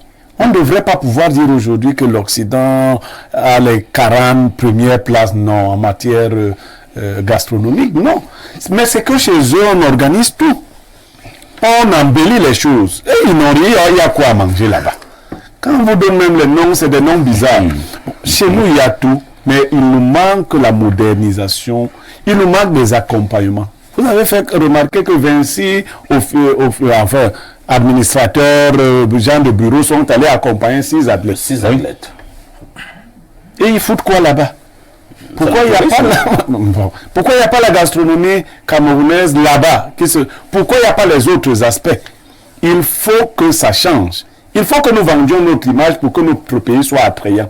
Et pour le vendre, pour la vendre notre image, il faut la mettre dans les canons. Les nouveaux canons. Moi, je dis, à la vue seulement, vous avez envie de découvrir. Tout à fait. Il ne faut pas que nos plats soient des plats de curiosité négative. Oh, quelqu'un dit, bon, donne-moi mes remèdes là. C'est ce que nos frères, même Camerounais, avant de manger ici, font souvent. C'est-à-dire qu'il ne fait pas confiance à la qualité, à tout ce il prend ses remèdes, il boit et il mange. Et quand il rentre, il se soigne.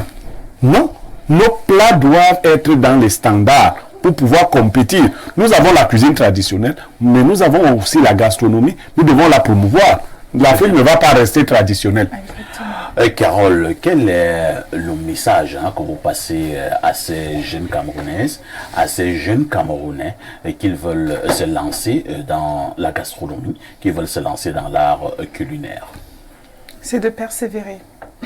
Persévérer. Il faut garder en tête ce qu'on veut, un seul objectif et ne pas le perdre de vue. Moi, ça a toujours été ça. Il faut être très très fort. La restauration, c'est un milieu très compliqué. Il faut juste être fort, savoir ce qu'on veut, ce qu'on désire et aller le chercher. Je savais ce que je voulais, je sais ce que je veux et je cours encore pour aller le chercher. Et pourquoi dans ce domaine? C'est une question qui m'est toujours venue à l'esprit. Vous avez commencé par évoquer cet aspect tout à l'heure. Pourquoi dans ce domaine, il y a en majorité que les hommes? Les hommes avec petit H. Alors que ici, chez nous, en Afrique, nous savons que la cuisine est d'abord une affaire de femmes. Mais nous avons l'impression que sur le plan maintenant mondial, quand on parle de gastronomie, ce sont les hommes. Ce sont les hommes. Comment vous expliquez cela? Parce que, alors... Les hommes sont beaucoup plus attentionnés. Non. Qu'est-ce qui s'est passé? On va dire que les hommes sont peut-être plus forts que nous. Peut-être. Parce que c'est une question de mental. Quand tu arrives dans un grand établissement et que vous êtes soit deux femmes, soit une femme, et il y a 12 cuisiniers hommes, tu as à peine 18 ans et ils sont tous âgés de 30 à 50, 60 ans. Tu as 18 ans, tu es une femme. Si mentalement tu n'es pas forte, comment tu t'en sors? Ils ne vont pas être gentils avec toi. Ils veulent former une chef. Ils ne veulent pas une pleurnicheuse. Donc si on te dit un petit mot et que tu n'es pas forte mentalement, tu ne tiens pas. C'est pour ça que les hommes arrivent au bout. Une femme, tu vas la critiquer, tu vas l'insulter. Les femmes, on a des sentiments. Trop d'émotions. Trop d'émotions. Donc si tu vas me dire un petit truc, ça va heurter ma sensibilité, je vais pleurer. Et moi, quand on me parlait comme on me parlait, j'attendais de rentrer le soir, j'appelais ma maman et je pleurais au téléphone, donc je lâchais tout. Une fois que j'ai fini de pleurer, elle me dit « Tu as fini de pleurer ?» J'ai dit « Oui ». Elle me dit « Essuie tes larmes et va travailler ». Et j'arrivais devant eux le lendemain matin avec le sourire. Et ça les énerve encore plus. Parce que ça n'a t'a rien fait. Est-ce que la gastronomie fait nourrir son homme? Fait nourrir son homme? Est-ce que la gastronomie donne beaucoup d'argent? Ça donne l'argent si tu t'en sors bien. Ah bon? Tu en as? Moi, j'ai pas dit que j'avais l'argent. Tu n'as pas de nous en donner. Dès que tu as l'argent. Est-ce qu'on fait les événements Hilton quand on n'a pas l'argent? Alors, si j'avais l'argent, j'aurais fait un événement caricatif, c'est ça? Je ne demanderais pas aux gens de payer. Si j'avais l'argent. Si je vous demande de venir et de payer, c'est parce que j'ai besoin que vous m'accompagnez pour ça. J'ai besoin de vous. Est-ce que vous avez quelques projets dans ce domaine pour le Cameroun? Mon plus beau projet, c'est celui-ci.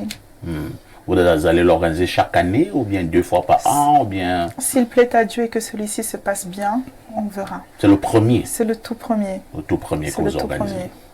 Tout a été facile sur le plan organisationnel? Mon Dieu que non. Non. Pas du tout. Pas du tout. Mais quand vous êtes une battante, ça va aller? Je suis un petit bout de femme. C'est dur, hein. C'est très dur.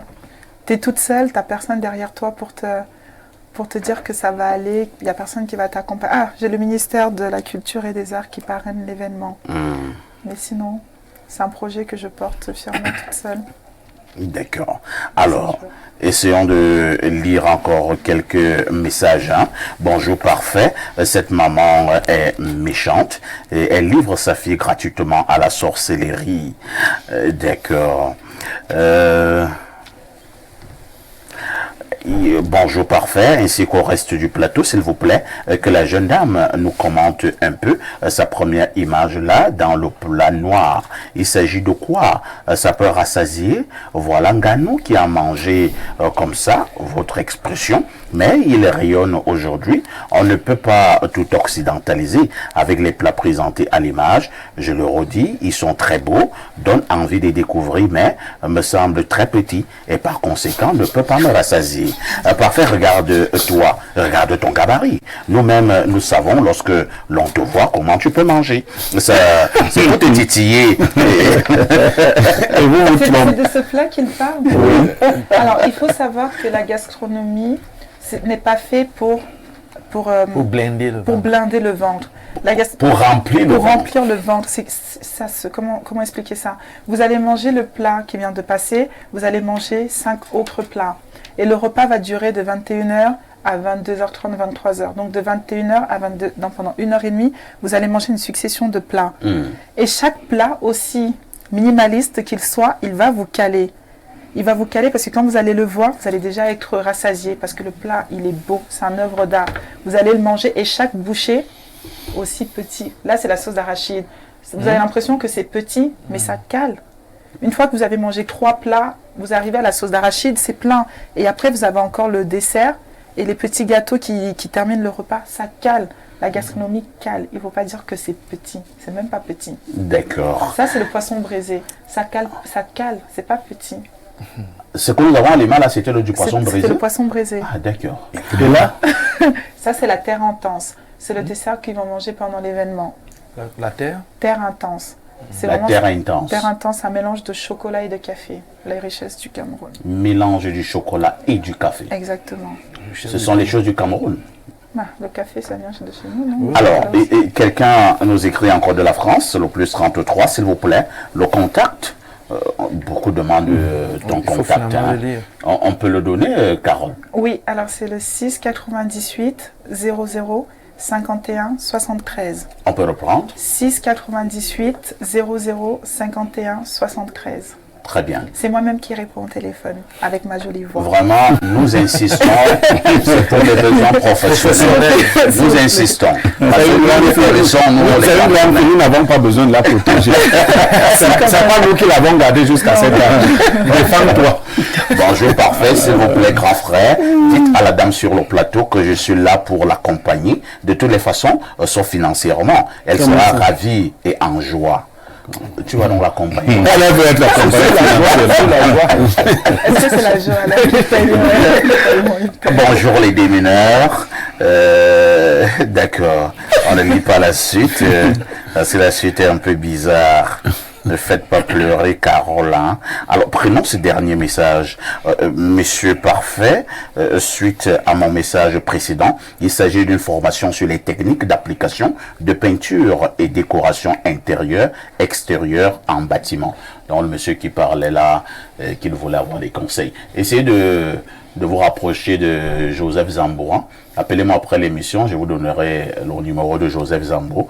Vous en parlerez de manière plus approfondie.